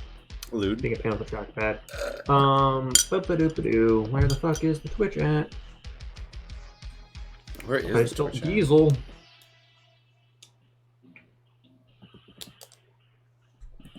Oh, we spelled wrong the first time. So let's talk about the Viobra, right? So they're going to be kind of like marine iguana inspired. And what is a marine iguana like? Marine Marine iguanas, I don't think they're a thing. They know they're literally, there's a Wikipedia page on them and everything. Oh, whack. Okay, I'm back in the Twitch. Just saltwater iguanas. Galapagos iguanas. So what can you guys see now? What's your angle? Just the shaker. Just the shaker. That is unfortunate. The problem is, it got a weird thing going on here. Maybe I move you back a bit. And then, fuck you, get out of here. And go for something like that. Nope, that's up again. Down, down. There we go. We can see it, yeah. All right. See, Take a picture of the setup, Max. Take a picture of the setup. Yeah, you're gonna. Yeah, you're one of the guys in the hentai whose eyes is blacked out. We don't really see your. Yeah, you know. You're here to be a character. You're here to be an event. Give me a moment. I'll take a picture. I'll send it to you, Lean. You can send it to the Twitch. This is kind of jank because I'm on a hockey table and you can see like the pucks and such off in the corner. But it's just the table that I had that kind of served best for this sort of thing. Oh yeah, we're entering the cocktail section. All right, all right. If I was smart, I would have brought a separate camera. We can see the egg cup now. Awesome. What the hell's an egg cup? Oh, I mean, I know what an egg cup is, but like what amongst this? Oh, this. This is actually a jigger. This is a Leopold jigger. This is a real nice one by Bull in China. Got it as a free thing, not sponsored or anything. I just got it as a gift. Lurb can see the egg cup and some metal phallic objects on the left. Yes, the metal phallic object. You're actually might be looking forward to this one in particular. This is a muddler. This is what I'll be smashing up the bananas with, if I smash up bananas. I probably will. The jigger. Best fucking thing. Get one of these jiggers if you ever dive into making cocktails. This style, exactly. Because I have other jiggers, like this one right here. It's alright. It's a half ounce on this side, ounce on that side, but that's it. This one, on this side, it's an ounce, but you can see it has gradation lines for a quarter, a half, and 3/4 of an ounce in there. So you can do all that on this one side. This other side is 2 ounces large, but has a line in there for an ounce and a half. So it's just so much easier to get whatever measurement you need using one of these than the other like 4 jiggers I own. So get one of these. There's various companies that make ones pretty much exactly like this. Some of them are more cone shapes. There are various different ones, but get one with gradation lines inside it. It's worth it. It makes your life better, makes you a better person. Live with it. This is a shaker. Hopefully you know what that is if you're into cocktails. It is what you shake your cocktail in. This one is, I believe, a cobbler strainer is what it's called. It's defined by this sort of lid thing with the top bit and that little grate in there. A lot of professional cocktail makers don't like cobbler strainers because they have a tendency to be kind of hard to get apart after you shake with them. And I consider those people weak because I have little twig arms and I have no problem getting up. So like get a good one, I guess. Okay, in hashtag stream chat in the Discord, I've just dropped the image from Max's perspective, the Max POV. Yeah, I mean, I still a little back, so it's not quite my POV. So yeah, I'm going to start by muddling some mint and just take some mint leaves and just drop them in the shaker here. I'm trying to get some nice juicy ones, so I just try it out. This is old mint. Not that it should matter all that much, because it's the oils that I want, not so much the freshness out of it. The oils stick around for the most part. I just don't want them crumbling apart. Normally when you're muddling stuff in a cocktail, you just kind of want to smash the shit out of it. You just want to get it as pulverized as you can and just live your truth. Take all your aggressions, everything that's gone wrong in your life, just smash that stuff you got going on in your shaker until it is nothing but dust and regrets. Don't want to deal with mint though, because mint's very delicate. If you smash it lightly, or muddle it lightly, you'll get that lovely mint flavor that you probably want. If you muddle it too strongly, you'll start to get like the leaf flavor, the chlorophyll, the plantiness. That's less fun. You don't want that. That's not good. In most drinks that call for mint, that is. I mean, you could hypothetically want that, live your own cocktail truth, but you don't want that. So just be aware of that. You don't need any fancy tools to do this one in particular. You can muddle with any object that you can stick down a cup and smash with. You can muddle with a pestle and mortar. You can literally use a pestle and mortar and muddle with that, then pour it into something to shake with. You don't even really need a shaker to shake, by the way. Any cup or capsule or anything that you can put all your ingredients into and close can be a shaker. You don't need anything more fancy than that. I've seen people use mason jars as their shakers. It's kind of annoying because you have to unscrew it and screw it every time, and there's no easy way to strain out of a mason jar, but you can live with it. as for straining, I got a fine mesh strainer right here. I also got a what is this called? It's a type of strainer. I forgot its name. Point is, you put them on the shaker like this, and you can pour like that to strain out. That can be used on a mason jar. Although if you get one of these, you don't get to shake what the fuck you doing. These are more used as a backup to whatever strainer is built into your thing or goes with your thing, because this will catch finer pieces, especially like ice chips, which aren't really going to mess up your drink, but it's nice if you want a smooth, crystal clear looking beverage. All right, so yeah, start the muddling. So I got a bunch of mint leaves in the glass. I don't know, maybe about 10. It doesn't matter. Wing it. It's your truth. Some people like to muddle dry, just get the oils out. Some people like to add a little bit of liquid in there to help express them. I'm going to join the latter camp and add some simple syrup. Simple syrup, for those who don't know, is literally just sugar dissolved in water. You can either do it with a 1-to-1 ratio sugar to water or 2-to-1 sugar to water. I prefer 2-to-1. Science has told us they taste pretty much exactly the same because it's so sweet and has so little else going on that's very difficult to tell the difference. I like the 2-to-1 because I like the thicker texture. It's nice mouthfeel in some drinks. And it actually keeps longer. So I'm going to do, I think, just going to start with a 1/2 ounce of that. I'm going to play it safe and conservative because I am completely winging this. I also realize I have no ice down here, but I'll have to run in a second to grab some ice. And then you just want to take your muddler, this bad boy, and you don't want to use the spiky end. Almost all muddlers just have a spiky end. That's not going to be your friend when muddling mint. You're going to want to use whatever the other end is. So I'm just going to kind of... Muddle. Hey, Fangirl Review, we're in the cocktail segment of our world building show. Thank you for the lurk. And yes, yeah, we're just having a good old time. We created a world, and now Max has created a cocktail based on it. And Cole, have you revealed what you're doing yet? I think you did. Yes, I have. Yeah, Cole's gonna make a song inspired by this world. So we're all going in on the world of Lyro and the teardrop archipelago you can see down here. Okay. So yeah, you have to muddle these for a little bit. A lot of bartenders will kind of hate you if you order a mojito while it's busy because it's not a super fast drink to make. A smart bartender will make some mint syrup beforehand and just use that, which is pretty much just pre-doing this in a large quantity. Most bartenders don't bother with that because I don't get that many mojito requests. So just, if you order a mojito at a bar, tip well. It's a good thing to do. Also, don't go to a bar right now unless you live in New Zealand. If you live in New Zealand, can I come? Do you have room for me? Can I visit? I want to go look at the Hobbit stuff. I want to go to the Shire. All right, that's probably enough muddling. You'll know you're getting there when it really starts to smell like mint, which is what's happening now. I can smell it from here. I would hope not. Okay. So next, I'm just kind of start to base this sort of like a mojito, but a little bit different because I'm using all these different alcohols in it. Normally, a mojito is pretty much just rum, simple syrup, mint, and that's it. Lime juice, and that's pretty much it. A daiquiri, a classic daiquiri, is actually just a mojito minus the mint and served differently. I'm going to serve this my own way, and I'm going to mix up the alcohols because I'm going to do a blend of Citron vodka, the Plantation 3-Star, and the brandy to sort of get all those different notes of the different things. And I am going to incorporate some banana into this in the way I serve it.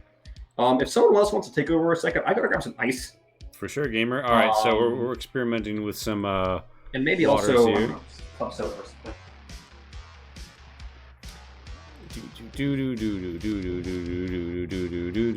So Cole, how you doing? How's it going? How's it going on your front? It is going rough. The chords that I rolled were Oh no. A7, E7, B minor, F minor 7, C, G, D7, F, A sharp, and then an F sharp minor. So Now, for those of us who are not classically educated in music, all over the place. But luckily, there is a fifth in there, so it can I can kind of force it to sound a little more, let's say human.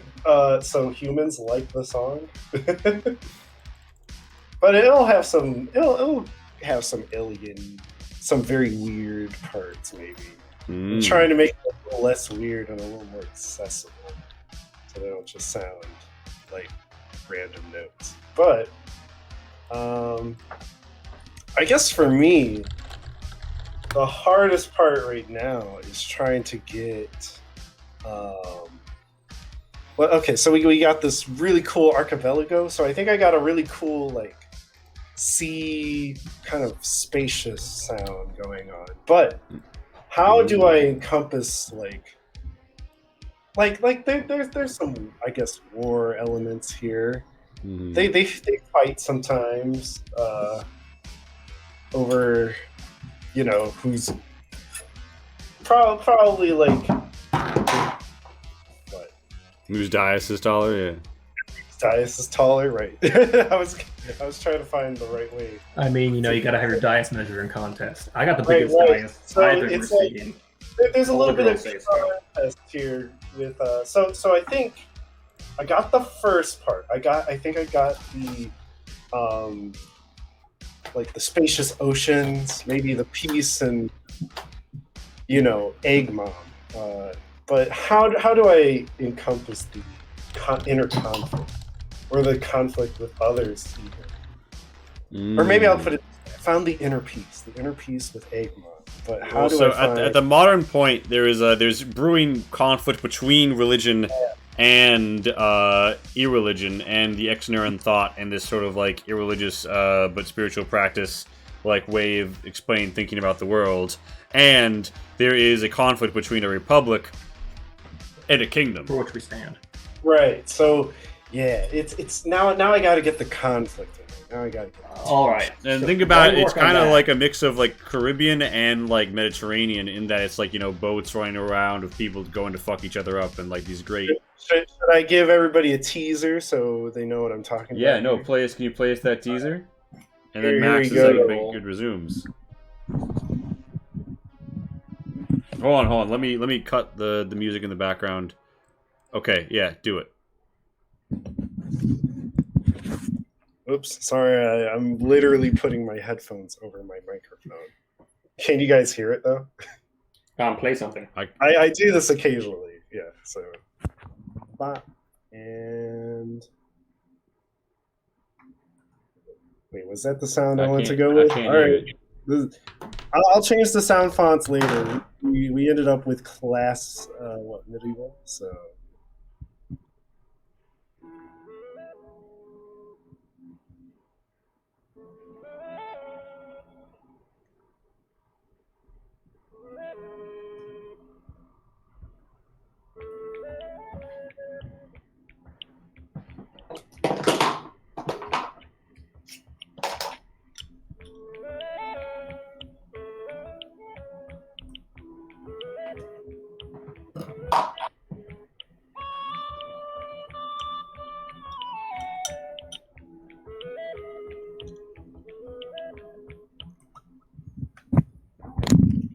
that's where I'm gonna cut. I enjoy the reverby like call and response where it's like the playing up and down.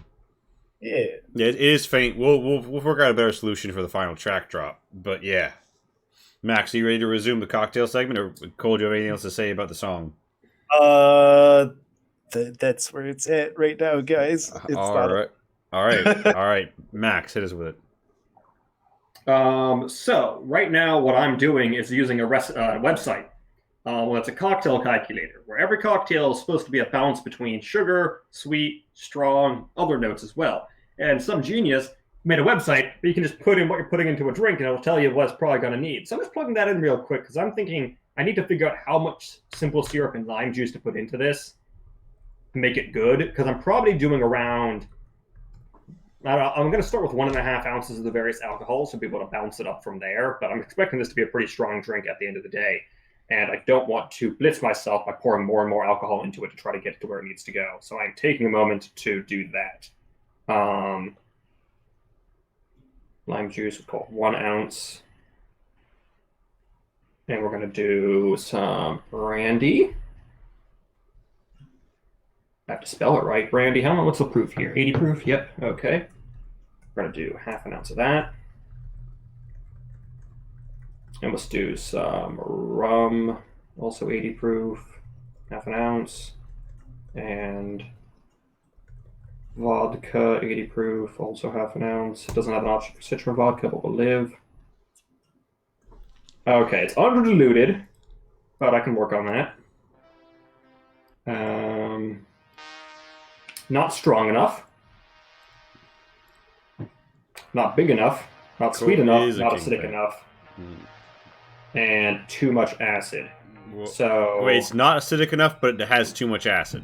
It has too much acid relative to its sugar. So what I'm going to do is I'm going to bump up the sugar to a full ounce, which I can do right now, which is pretty straightforward.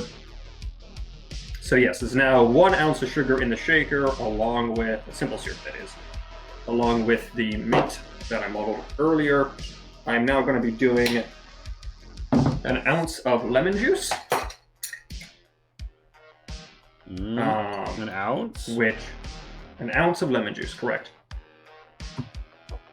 Actually, let's do 3/4 ounce.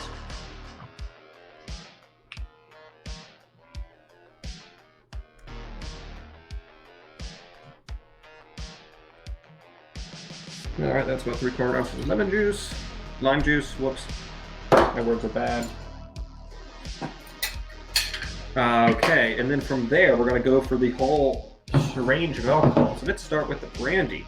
Now, traditionally when making cocktails, the way you're supposed to do it is you go from the cheapest ingredient to the most expensive ingredient. Unfortunately, I don't have a fucking clue how much this brandy is, so I'm just going to stick it in now. It might be very expensive. I kind of hope not, because I didn't ask anyone before I used it. Actually, it's like 2 weeks. I'm going to do an extra 1/4 ounce of each of these. Which is honestly where I wanted to start from. Now this should hopefully give it a little bit of a grape note. Sort of a winey grape note, but a grape note nonetheless. Which will hopefully evoke the Jahang fruit that is used in the traditional distillation by those priesty types. The rum, honestly, that's just for daddy. When I say that, I mean, we're on a bunch of islands. It makes you think of the Caribbean. The Caribbean is rum, almost by definition. So, rum it is. This is Plantation 3-Star. It has some banana notes, so we're also getting a bit of the banana off talked about there. Citron vodka is just 2 things, actually. It's to get the lemony notes that come from the Jahang. It is also, we talked about the yam bread, which is flavorless and bland. You know what else is flavorless and bland? Vodka. True. So, true. I figured we've got strong justifications here. Max clearly taking notes. I mean, I literally have notes off screen right here. As we got closer to the end, I started writing down flavor ideas and what could embody those. Yeah, and so smart. On and so forth. I just realized I didn't bring a fucking glass, so I'm gonna have to run away in a time. Get a glass and probably a straw and a cocktail skewer. Alright, let's talk about the marine iguana, alright? Species description and etymology. First describe blah blah blah blah. Okay. Researchers theorize that land iguanas and marine iguanas evolved from a common ancestor since arriving on the islands, Central or South America, presumably by rafting. The blah blah blah blah blah blah blah is based on a study that relied on mtDNA. The marine iguana diverged from land iguanas 18 million years ago. So let's make this a little quieter. We'll be right back. I want one of the lemon torture devices. Is that like Count Lemon Grab has like lemons?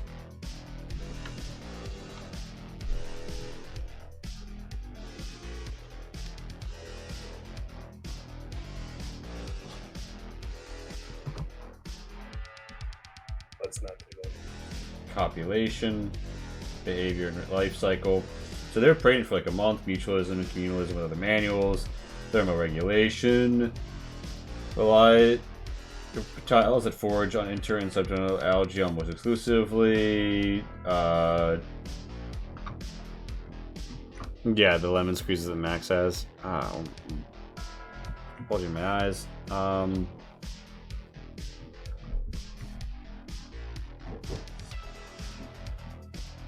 Alright, I'm back. Yes, I do have a cool lemon squeezer. I got that because if for making cocktails, that is by far the easiest way to deal with citrus. It doesn't quite work for oranges. And to be honest, it's a lemon-sized one, so it's not 100% extraction from limes. But it's about 5,000 times faster, and you get 75% of the juice out just from going. So that is nice. We're building this in a Collins or a highball glass today. But that is for a couple reasons. One, I think it's going to need a room, because I might be topping it with some club soda to give it some sparkle. Club soda, by the way, is carbonated water with some minerals added. Seltzer is just it without the minerals added. Tonic has a lot of sugar and quinine in it, and it's a completely different thing. Now the more you know. I need to cut up some bananas, because what I plan on doing here is I'm going to do like a lining of banana ringlets along the bottom of the glass. Banana. Because I think that'll look really cool. I don't know if it will affect the flavor at all, and it will almost certainly make this drink more of a pain to drink, but it'll look dope. Ooh, Count Barrack. Yeah. Ooh, Jenny's shooting a room. Well, yeah, Max has a whole world building one, and Fangirl Review, to answer your question. We have built a world. I have, like, started the stream, no ideas, no thoughts, head empty, and then we used these tables, and Max and Cole on the panel helping me out here, to build a world. And it's an entirely unique world and region and fantasy setup for these lizard people. And now, Cole is creating a song inspired by this world, and Max is creating a cocktail inspired by this world. Yes, and this one's very much inspired by this world. I considered doing something that I'll diegetically place in the world, but to be honest, this world is set before cocktails, in my opinion. Yeah, I mean, it's a, like, kind of like bronze. If you're gonna go through all the effort to distill some shit back in the old days, you're not gonna frickin' then add more. Oh, Fangirl Review, you could crochet, absolutely. We definitely, hit me up. We could definitely have you on the panel. We could throw out some crocheting. I mean, we are all about the crafting here on Diesel Shot. We're all about the craft. I mean, frickin' that movie, The Craft, with Farija Balk, that is Diesel Shot's #1 movie. Absolutely. Anyone who tells you otherwise is probably correct. But yeah, the concept of deep-seated is just we start out with world building, and I don't know what we're going to do in the panel, like throw stuff at me. For 500 bits, you can give an additional wrench to our panelists to throw a wrench in my works and change things. They state some things at the beginning. Yeah, let us think of the colors and pattern. No, I'm not probably thinking I probably need to do this with. We're deep on this world, but it's like it's an island chain, sort of like a tropical sense, and the color palette of the like canopies is like purple, cyan, tealy, because of the unique magical radiation that comes from the astral bodies that come between here and the sun. Come back to that. Hold on, Jackie. I don't know. It was called Count Barrack. It says that account was created on May 30th, 2020. And on 9/25/2020, that account said, music is V quiet. Other than that, those are the only two things that have ever been said from that account. All right. I'm going to start shaking my drink. Shake. I have not finished prepping the glass, but to be honest, I don't think the banana slices are going to stay up unless there's shit in the glass kind of keeping them there. And I don't want to fill the glass with ice yet because it'll melt and add water, and I don't want to do too much of that. Although all cocktails are effectively about adding water. Shake it, baby. As I need to fill the shaker with ice first, and normally I would just put it up to the freaking ice thing on my fridge, but I don't have my fridge here, and I'm not going to run upstairs to do that, so I have a goddamn bowl of ice in these little tongs, and I'm just grabbing ice. For optimal shaking, most of the time what you're going to want is one really big ice cube and a bunch of smaller ice cubes. The big one to move everything around, and the smaller ones to actually melt and add coldness and water to the drink. Most people don't have access to big ice cubes, so a way around that is just you can buy things online that is like freezable silicon blocks that you just throw in there and they use them as a giant ice cube. But you know, live your life.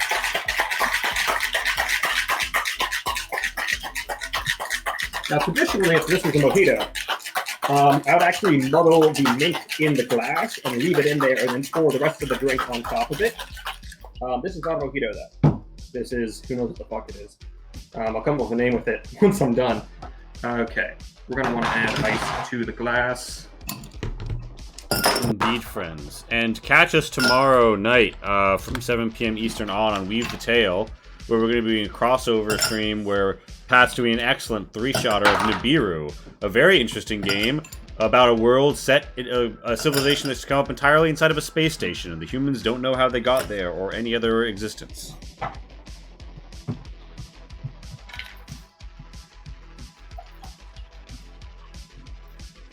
Oh, this is looking good, actually. Ooh, look at that color! That is yellow. That's actually yellower than I thought it would be. That's working out really nice. That it is. doesn't leave the banana slices to stand out very well, but let's see what I can do about that. It is a pretty color, Fango. I agree. Give me a second. I got some more banana slices I'm going to be putting in here. Yellow in the flag. Heck yes. The Lyrosine flag.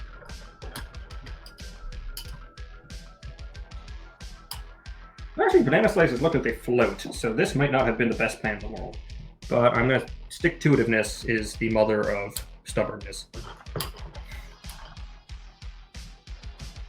Alright, so it's going to be less a ring of bananas at the bottom, because that doesn't work, and more just kind of a bunch of bananas I shove to the bottom of the glass. Doesn't look terrible, though. Doesn't look terrible. I don't know how it looks on camera, because I'm too busy doing. But it looks pretty nice. Banana flotsam, and it does look like a very pretty, a lovely beverage. Spirit Scribe. All right, give me a moment. I'm going to do a little bit more showiness here. First, let me get it just that actually smells pretty damn good. I'm going to top this with some club soda. Some people like to do that, or either that or seltzer, like to top their mojitos with that. I'm doing this partly just to lengthen the drink. Partly because now you got this nice gradient going on, where the top is clear and the bottom has all the yellowness going on. That'll of course go away once you stir it, which you'll probably want to do before you drink it, because then you're just going to end up with two different bits. Jackie says And a thinner glass would anymore. probably make them pop, and Fangor Review says you're probably going to mush the bananas to the bottom and then slowly pour in the liquid. Possibly. I was having trouble getting the bananas to stay where I wanted at the beginning. If I was really clever, what I would do is actually cut the bananas to the contour of the glass so that it would adhere better. Alternatively, if I used crushed ice, I could put the bananas in and then fill the glass with crushed ice, and they would keep it there just by virtue of pressure from the ice. I didn't want to crush ice because I live with other people and it's loud and it's near midnight. Last I checked. Indeed. So I work with the tools I have. I will be tempted to, at some point, if anyone ever wants to tune into, like, I don't know, whatever game I'm going to be in next. Right now, I might Uranium Fever remake next this Thursday. cocktail. Well, yeah, but am I doing a game this Saturday? Yeah, you are actually. I was about to say. So this Saturday, maybe, no promises, I might remake this drink, but competently and not on a massive time crunch, and then I'll show it off to anyone who cares. Yeah. Okay, so we're gonna do a little bit of wine. That's 8:30 p.m. here. Eastern this weekend, Saturday, people. Diesel shot And action. then on top of the lime wheel, I'm also going to do some skewered bananas like this. And then last but not least, gonna stick a straw in that bad boy, and then there is your drink. I call it... God, what's the fucking words in this world like? They're all kind of like... They're league gibberish. Wow. I'm gonna call this the Jahong Sling. Alright. It's not a sling, but I took a lot of inspiration from Jahong, and I like the sling. It's just a fun word. Excellent. So this is the Jahong Sling. Take a good picture of that. It looks as good to you as it does to me. It looks good as fuck. Take a picture before you sip. Yes, there's one other thing I'm considering Joyzy. adding. I'm going to take a Pat's sip and Joyzy. before... I've been to Joyzy. It's alright. Joyzy. Lighting here is fucking awful. I'm going to take a sip of it, but there's one thing I might consider adding, and that's Angostura bitters, which are just good. So yeah, let me incorporate that seltzer around a little bit.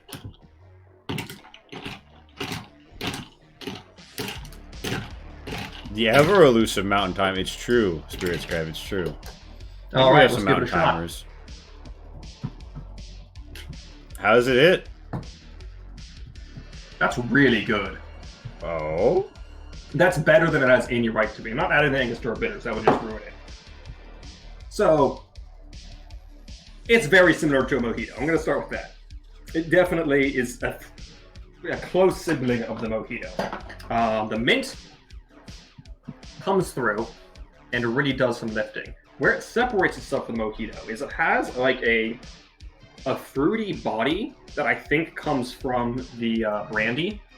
The citron vodka is kind of lost. That's fine. It's just alcohol, and we already have acidity from the lime juice in there, so didn't really add much. But I think the brandy adds a fruity body, kind of reminiscent of like a good wine. I'm not a big wine fan, but like what I like about wines that I find all right, it adds some of that to what you would traditionally consider a mojito. Bananas really haven't done shit. They look cool. There is no banana flavor that really comes through. You get a little bit of one on the nose because of the garnish up here, which I think adds to it a bit, but the banana floating in it doesn't add any flavor. Another thing I might do if I had more time is you can make banana syrup. You can essentially make simple syrup with simmering bananas and you'll get some banana flavors into it. I might try that now. I was gonna just kind of call this drink good and go, but this drink's good enough that I might remake it completely separate from any sort of entertainment or presentational endeavor. I just like it. The Jong Sling, people. We got it. That's tight. Nice. It's gonna be a pretty strong drink too, because it's like 2 1/4 ounces of alcohol in there. And it's smooth. It does not taste like a strong drink. It just tastes fruity and precocious. Which is interesting that fruity is really where I'm going with it, because none of the ingredients that go into it are super fruity. I'm not surprised you're super fruity. It just sort of balances out. Yeah, just kind of all sorts of rounds and balances out. And this isn't my favorite rum. I actually have replaced it in my collection, just finishing this bottle.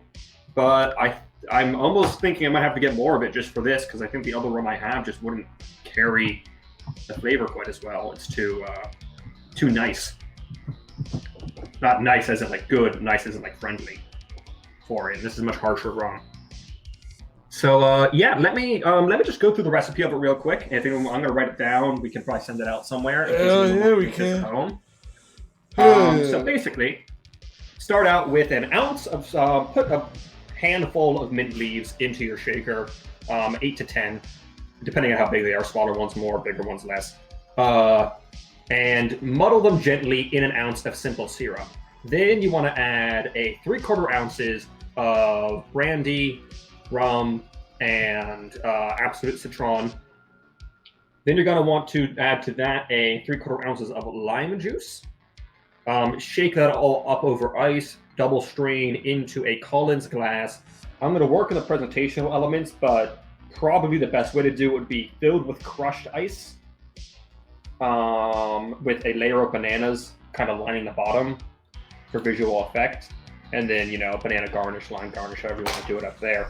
Top with club soda.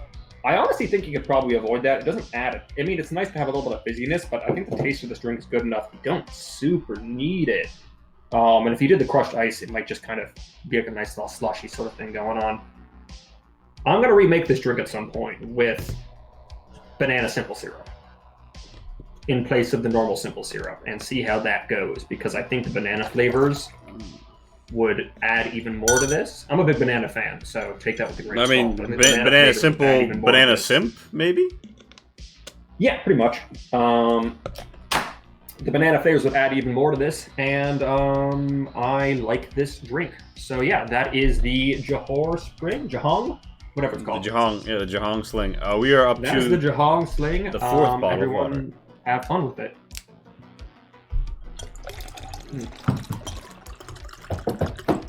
I may make a second one of these tonight. So yeah, well, what else we got? What's going on next? I did my part. It turned out better than I possibly could have imagined. Yeah, no, that went really fucking well. I've custom done some drinks on the fly in the past, and they were garbage. I still have some work to do. It's almost there. All right, let's discuss here the magic system. Astral energies.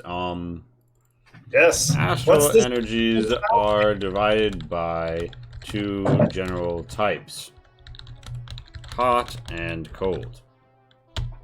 Hot and you're cold, you're yes and you're no, and other stuff. Astral interferences, which cause cold waves / bombardments, generate issues, generate problems.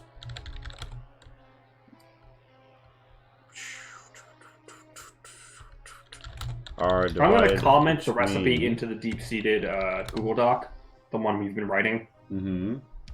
I'm going to do it up at the top just to not get in the way of anything you're writing. Also because it's more important than anything else.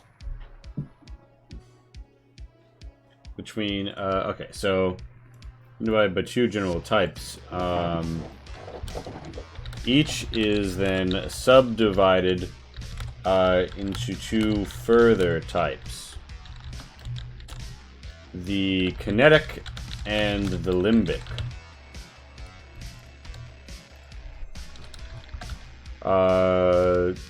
So cold.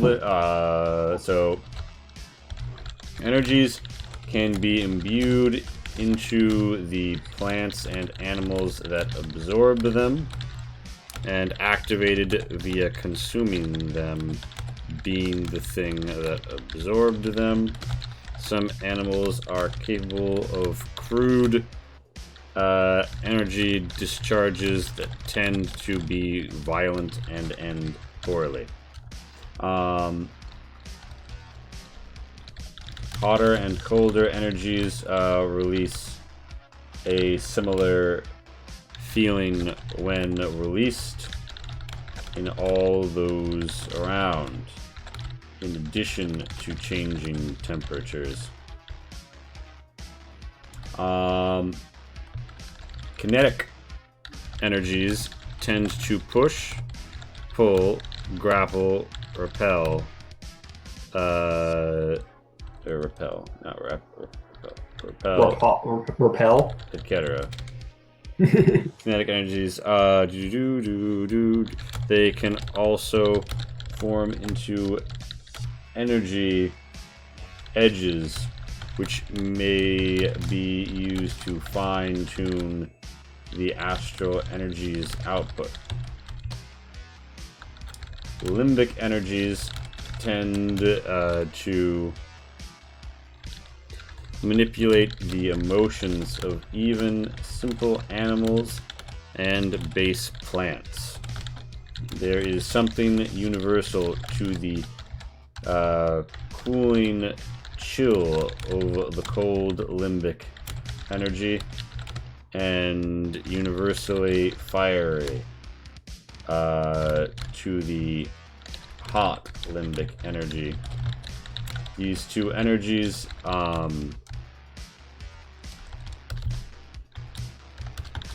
these 4 energies attract and repel one another when sufficiently trapped in material objects. Interlaying them at the proper ratio makes swift propulsion and makes a variety of tasks like swift propulsion and long-ranged communication fairly trivial. Ignum takes on special properties when exposed to these, and may be exposed by degree to create unique effects. For example, there is a rod exposed largely to hot limbic energy, but then doused in cold limbic energy, capable of stealing the focus of any eyes that cross over them. The intense burn is added to a melding cool. and it creates an object of hypnotic fascination. Expelling these energies after imbibing them is a practice known as expulsion. Expelling energies was traditionally only allowed of the clerical class, although the Exner experimented and innovated freely, and are now out ahead in the art. They have also innovated in the science of naturally producing these energies within the body. It requires great expense and danger, but these individuals gain a personal, refreshing well of that energy type. More than one well in a person would likely lead to death or extreme discomfort, but whether or not it has been tried is an open question.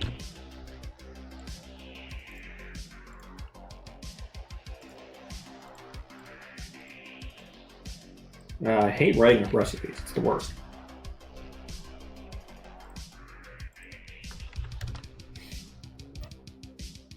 Alright, so let's talk about, from practical perspective, what the technology is like in this world. All right. Not experience technology. Right, experience technology. Okay.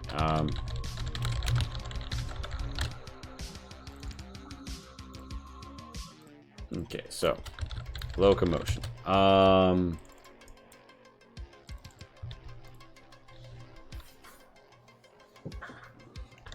Hot kinetic engines are found aboard all vessels, which rely on vast solar energy drawing sails, which thrive in the UV light of the sun. Praise the sun. They are woven from various materials harvested from the highest canopies, making them largely edible as well. These vessels can only operate in a limited capacity while the sun is not visible, or there is an astral bombardment of any type other than hot kinetic. If, however, there is a hot kinetic bombardment, they gain such speed as to rival even a diving falcon. However, they risk... Who the fuck raced a ship against a diving falcon? That's impressive. They risk combusting on the spot if the engines normally mounted at the rear are pushed too far. And I would say tableau.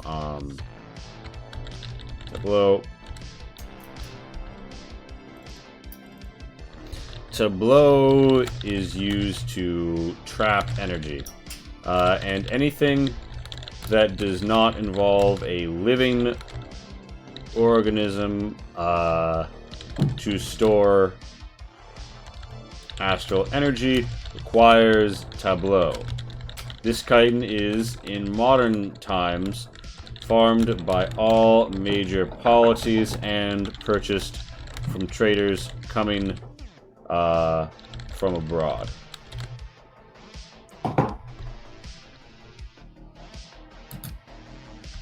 Pretty good banana. The only exception is ignum, which does not store so much as transmute the energies present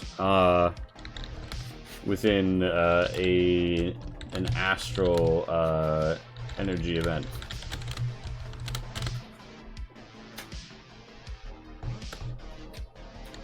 The what did I call them? No one's quite sure. Republanura.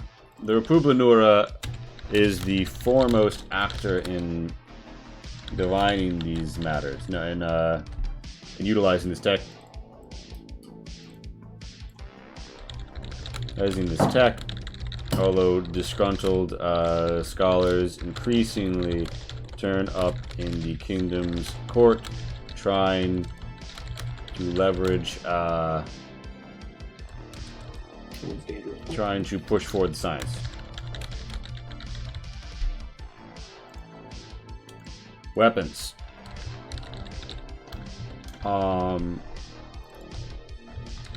Kinetic javelins are the usual opening salvo in any fight.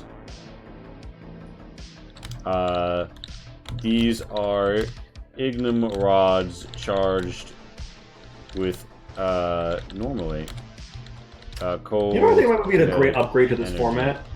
What? A scribe, weirdly. Yeah. Tableau and Anyone want to hang out on our streams and just write down everything? The we thing say? is, I'm the best equipped to be the scribe because I have a wicked words per minute. But do we find something to do with shorthand? Tableau encased cannons. I like you Are do a lot of used interesting stuff for here, but I think ship the pace gets a bit ship monotonous when combat. it's the typing Mm. cadence, so to speak. Because I feel like I think this went well. And we're definitely doing this again sometime. We don't have a regular slot for this. It was done last minute because things with uranium fever didn't work out. Yeah. But it's something we've been thinking about for a while, and I think definitely want to do it again in the future. Oh, hell yeah. That's fair to say. So hopefully, I think we learned a lot from this one. And I think there's definitely some things we can improve going forward, but I definitely think there's a lot we learned that works. And hopefully, I mean, if anyone in the chat has any feedback on this concept, feel free to give it now. I mean, we're going to keep going for a while. Don't take this as me wrapping up and signaling the end or anything. I just figured while he's typing away fantasy battle tactics, Energy, I can speak about something that might engage the audience.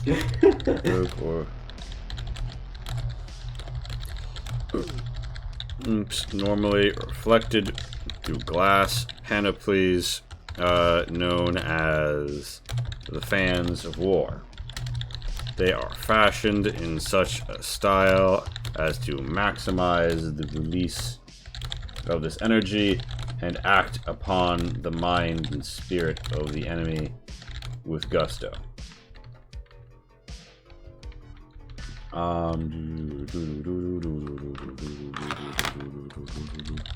Personal armor can be fashioned of ignum, but it is rare, expensive, and makes it hard to swim. Blubbery leather armor is the preferred defense for Marines, as it does not impede swimming. Daggers and spears dominate close-range combat, which is largely based around swarm tactics and outmaneuvering the foe. A weapon which is worthless underwater is not well valued in any society on the archipelago. It's gonna take a while to fucking work on guns, man. Well, they have kinetic javelins, though. Why do you need to go fucking figure out how to gather your piss if you can just say, hey, here's my javelin, accelerate it as fast as a fucking bullet would go, and now you just put a javelin through how it. many javelins per second can an individual fire? That's true. That's true. So, like, the real, like, if I this mean, had reached a certain level, if we'd rolled a 2, I would say that they're using ignum bullets. But ignum is so rare, and you can put it into reusable things that you probably wouldn't make ignum bullets. It actually, honestly, so like so kinetic javelins are the optimal opening salvo. The normal opening salvo is just you insult them meanly with your words. Salvo of hurt and pain inside your soul. Normal are the norm. If there is a war priest or priestess on either side, they will deploy various means, including pack animals for the slaughter or internal expulsion tactics to bring kinetic fury down on the battlefield. Marine engagement. Kinetic fury is my favorite to Mad Max prefer cold to kinetic. Disbursements to avoid lighting one's own ship on fire, but hot kinetic attacks can be very effective. Where they don't backfire. Yeah. Do we have anything else that we're going for, or? I mean, I think we have gone past the prescription on what we needed to fulfill in terms of details. Yeah, I think we've gotten a lot in there. I mean, we got a setting that I mean, I was For a night? interested in a setting that took place a bit later in this planet's history, but like, we got a pretty damn interesting setting, and they're like, fuck, if we're ever stuck for what to play, if we keep doing this, we're just gonna have a freaking library of settings you could just bust out if you ever want to. Precisely. With that, then, so Cole, how's the beats going? Yeah, I'm in the middle of one right now, and All right. I'm actually recording this bit. Okay, I'll be right back. Okay, I guess I will chat with the chat then. Hello, chat. Please engage with me because I will not have much to say. It's hard to chat with the chat if the chat don't chat, you know what I'm saying? Bananas. I am tempted to try the banana shot thing, making a banana glass. I'm not going to do it tonight for a variety of reasons, but I think it's interesting. I'm sure there are banana-flavored shots, right? I mean, you won't want to do a shot just of straight creme de banane because it's kind of disgusting and not that strong. But banana Foster's shot, bazooka Joe shot, banana cream pie shot, banana bomber. Interesting. So there are various banana shots. I thought the banana Foster shot. Rum, banana, rum chata, caramel sauce, and cinnamon. That sounds delicious. I do not have rum chata. Or banana liqueur for that matter. It's a banana bomber. Yes, no drinking age, fuck off. Banana schnapps, triple sec, grenadine. Interesting.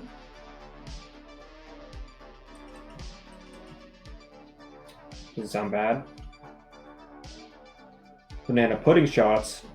That's just a shot glass of actual banana pudding in it.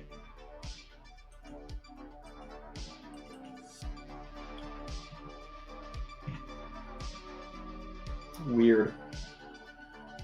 Ooh, that person in the chat said a thing. Maybe you should boil the banana paste first. Well, actually, I mean, if I was to remake this drink with optimal free time, the first thing I would change is I would introduce banana simple syrup, which is effectively you boil bananas while you're boiling the water to make simple syrup, and then that extracts the banana-iness into the simple syrup and gives you a banana flavored goop. You might get better extraction if you crush up the bananas, but the recipe actually I saw called for them to stay intact. It might just make it easier to separate them from the goop, because then I don't know what will happen. They might just kind of soak it all up. So yeah, I definitely think more banana would not hurt this drink. If anyone's ever looking to just make a really good banana flavored drink, though, a banana daiquiri, really hard to beat as a drink. Not in terms of complexity or like challenge or anything, but like it's just a good, simple, delicious drink. I don't make it as often as I would like to because it's blended, and blended drinks are a pain because you have to use a blender. But I mean, it's coconut, it's lime, it's rum, it's banana. It's so good. I don't even like coconut particularly, and something about when a coconut and a lime come together to make a flavor that's so much better than either of them.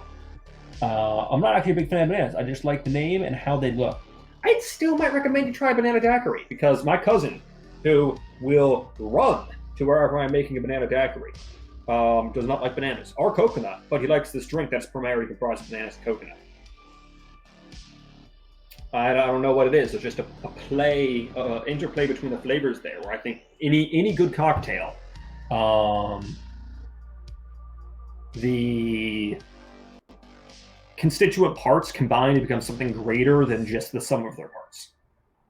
And I think the blended frozen banana daiquiri, as much as it is kind of like a holiday, vacation drink, does that so well. I highly recommend, if you can get your hands on it, some Kahlua Dark Hawaiian Rum. It has some really nice banana notes that I think play into the banana daiquiri very, very, very well. Turns it into an even better drink.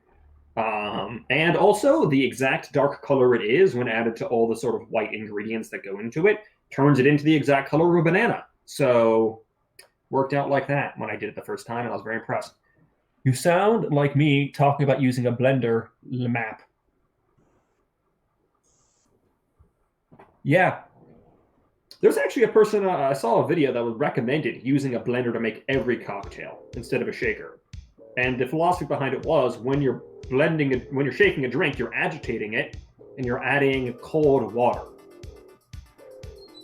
And they worked out that if you just put all your ingredients into a blender for a normal shaken drink and add one 3/4 inch square cube of ice, and you just blend it until that ice is gone, you'll get the same exact result as if you shook it. I'm not sure how I feel about that. I mean, I trust the person who said that, and I feel like they're factually correct. I'm just not sure it's easier emotionally to deal with a blender every time I want to make a drink. It's like, shakers are nice. It's so easy. It's 3 bits or 2 bits of metal, depending on what type of shaker you use. And you just go shake, pour it out, rinse it out, you're done. You're done. Life's easy and happy. You should just like me talking about using... Oh, I already read that. I have a small screen that's relatively far away from me, so I have to lean in to see what anything says. But yeah. It's a good time. Everyone eat bananas. Bananas are delicious. Lurb, you're wrong. I just want you to know that. Bananas. And with, of course, peanut butter and jelly. I'm not the hugest peanut butter fan. I don't mind it. But, I never was really into, peanut butter and jelly sandwiches when I was a kid. I kind of like peanut butter and honey. But even then, I think it was mostly just the honey. Alright, I am throwing things through the master. We have a song. Whether it's good or not is up to everybody else. I think Lee might be Afka, as the kids say. Okay, well, we should wait for it. That gives me time to process this. I don't know if this has been like this for anyone else, but the stream's been frozen for me for a couple minutes. I'm gonna refresh. Looks good to me. And, all right. Yeah. We can see you. We got your cool, setup for your drinks. Yeah. I have a much nicer setup where I actually make my drinks. It's just, I live with people. I decided to do this in the basement, so they don't have to listen to the obnoxiously loud sound of my shaker. And we have our guest star, the snowman, right behind you. I don't know what his name is. His name is actually Manfred. Manfred. Manfred the Snowman. Nice to meet you, Manfred the Snowman. Wait, what? We're talking about Manfred the Snowman. Amazing. Yeah, I mean, of course you know who Manfred is. As we all do. Yep. Tell us about Manfred, because you're the one who probably knows. Yeah, I mean, you're around him the most. Yeah. So you see, Manfred, I was very surprised one day to find him, cleaning the orphan corpses off of the street. I said, Manfred, what's the point in that? And he says, composting is the most important part of society. How are we expected to have anything in the future if we don't make use of what we have right now? And you let Manfred into your house after that? No. Hey, you're hardcore, dude. No, he's right behind you, Lee. Oh, wait, are you talking about fucking the snowman? That's Manfred. Yeah, Jesus Christ, Lee. God, Max, such a mood. You sound like me talking about using a blender lamp. Pat said a while ago, probably. I think she meant to say LMAO. Although, actually, now that you say it, because I read that as LAMAP at first, and now I'm realizing that it was probably lamp is the word that I should have made a joke about. But yeah, I mean, I was complaining about how my favorite drink requires a blender, and I never make it because I hate using blenders. They're loud. They are. I don't say they're a particular pain to clean, but like you have to like get them out and then put them back. Unless you leave it out on the counter the whole time, that's a whole to do. I admit, when I have my own place, I will just have a blender out on the counter all the time, and I'll blend everything. My neighbors will hate me.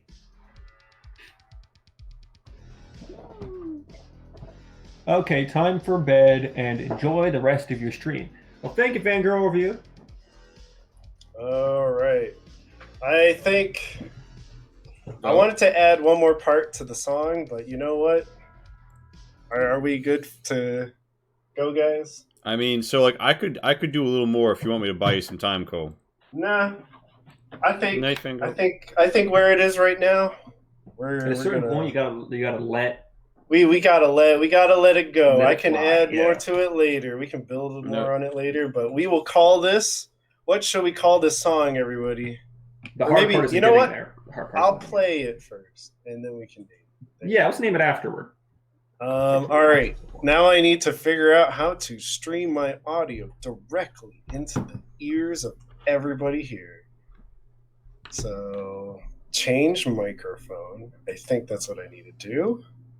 If I change microphone to, I might need While you're to. working that out, I'll just say to Lurb, we legit almost got that blender, that exact one that the guy used to blend phones and shit. But instead, we got a more powerful one. So I'm reasonably certain I could blend a phone if I wanted to. It sounds like a goddamn jet engine every time I turn it on, and it's insane. And it's kind of overkill, but it does really help when I want to make like 3 gallons of banana jackery at once. Actually, not quite 3 gallons. I do a full-ass gallon in that blender, and it is nice. Because I'll do recipes, and they're like, do this in 2 batches. I'm like, fuck you, I'll put it all in one.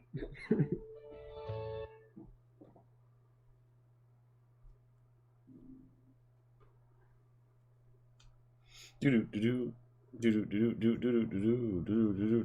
if you need to I heard blend like bone. 3 notes there. Wait, did you guys hear it? I heard like 3 notes, and that was it. Okay, was it this one? Didn't hear anything. All right, it's not that one. I heard that. I heard that.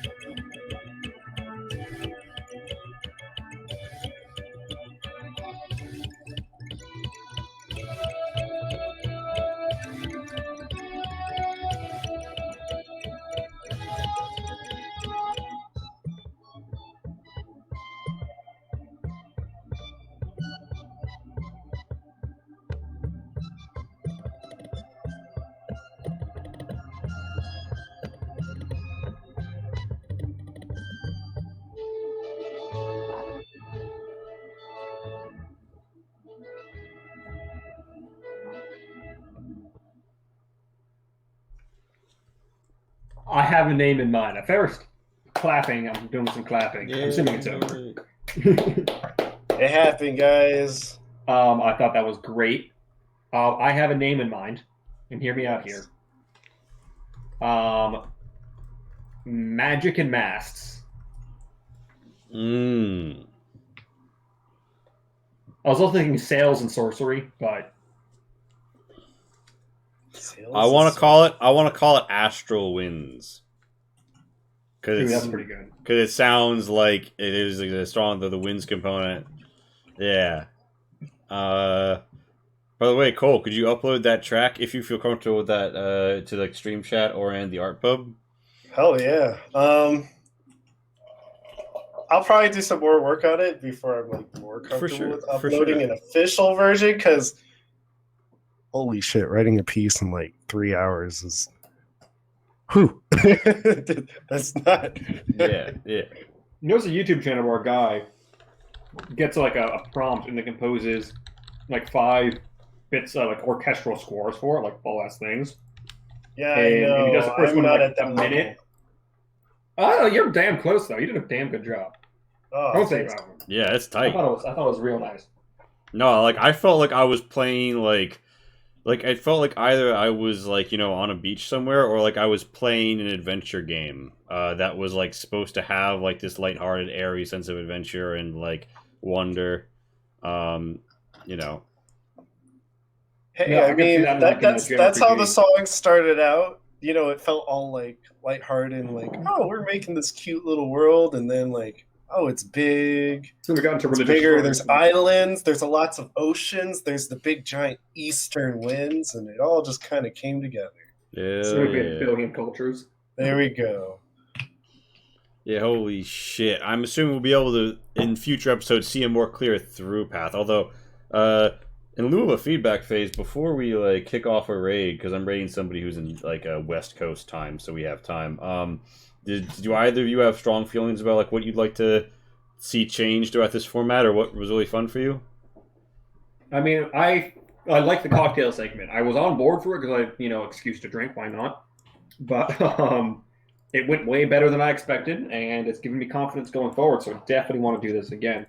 I have various bits of like procedural and format feedback, and I think there's some things we could do to make it a better show. Mm. But I think in terms of like conceptualization, we're pretty much where we need to be. I had no idea how this was going to turn out, but from what we made, I was really happy with it. And I feel like regardless of what the journey was necessarily, the destination has definitely made this really interesting. Yeah. I actually kind of like the journey though, because I only feel bad because when I start composing, I don't talk a lot. So, no, that's. I mean, hey, you're taking on a pretty heavy task, so like I was not very supportive in the. Ideally, we would have like one more panelist. Yeah, so yes, that was going to be my recommendation. If we could just have one more, so, I can throw some things in here and there. Yeah, you think like 3 to 4 panelists, or just like? I think it depends on who's the panelists and what they're doing, and some things to do about the format. Like, are we going to want to get if we're able to get someone to like take notes so that we don't have to speak, so that you don't have to speak at the cadence of typing. You can just kind of say stuff and then it's recorded down. That lets you kind of think out loud in a more natural way. I think we probably only want 3 hosts, but if you're going to be doing a lot of typing stuff, 4 hosts might not hurt. And it also might not be a bad format change where, like, if we have like 4 hosts, host chat and pitch their own ideas about stuff while you type, and then once you have like a completed paragraph or something, you read that off. Yeah. Instead of the live read typing, which I think is fine. It's just also a bit like I think that we do that. So yeah, I mean, that's all good. All right, I have posted the song in stream chat if you're interested. And I'm actually gonna post a fun picture of my setup because it's not as pretty, but I feel like it would just be fun. If your setup is not as pretty as my setup, are you also on an air hockey table? No. But I feel like it would be a nice contrast to compare the cool hockey table with my desk that's full of... What would happen if I turned on right now? So, bam. The big setup. I don't know why his Italian-handed Italian flagged bottom emoji to Astral Winds Alpha, but I did. Also, one final note about the drink. I used my cocktail pick I had this garnish on with. I fished out the banana slices from the bottom of the glass. Nice setup. But And those were some good banana slices at the bottom of the glass. Hell Because yeah. I they had, forgot like, to a put the zestiness coordinates. from the remains of the drink on them. By the way, everyone, do slide into our Discord, like us on Facebook, pop on the Twitter. All right, check out the YouTube. We're gonna have on the Diesel Shot Final Cut, not just the VOD channel. I'm Add me on the Discord. going to I will videofy answer this. cocktail questions. Tease TK241 over there. We're gonna set this up and look for Deep Seated or whatever we wind up calling this show. Whenever the fuck we do it. But yeah, I'm raiding the Herald Studios. Catch you all on the drift, and as Deckard says, synth, either a benefit or a hazard. And we have to be a benefit. So bring our positive dreamer attitudes forward, and I'll see you in the Dreamscapes, gamers. Are you calling me a synth? Thanks, everybody. Good night. You gonna voint taunt me? Oh yeah, shit. thank Hold you, on, Pat. exclamation mark Thank Cole. Hold on. Yeah, you can find Cole's YouTube and his SoundCloud if you exclamation mark Cole in our chat. Why isn't it going? I literally, this is how It went. Okay. Now with all that said and done, Nintendo Reviewers Raid to Raid. See you on the flip, dreamers. Raiding now. Okay, the raid.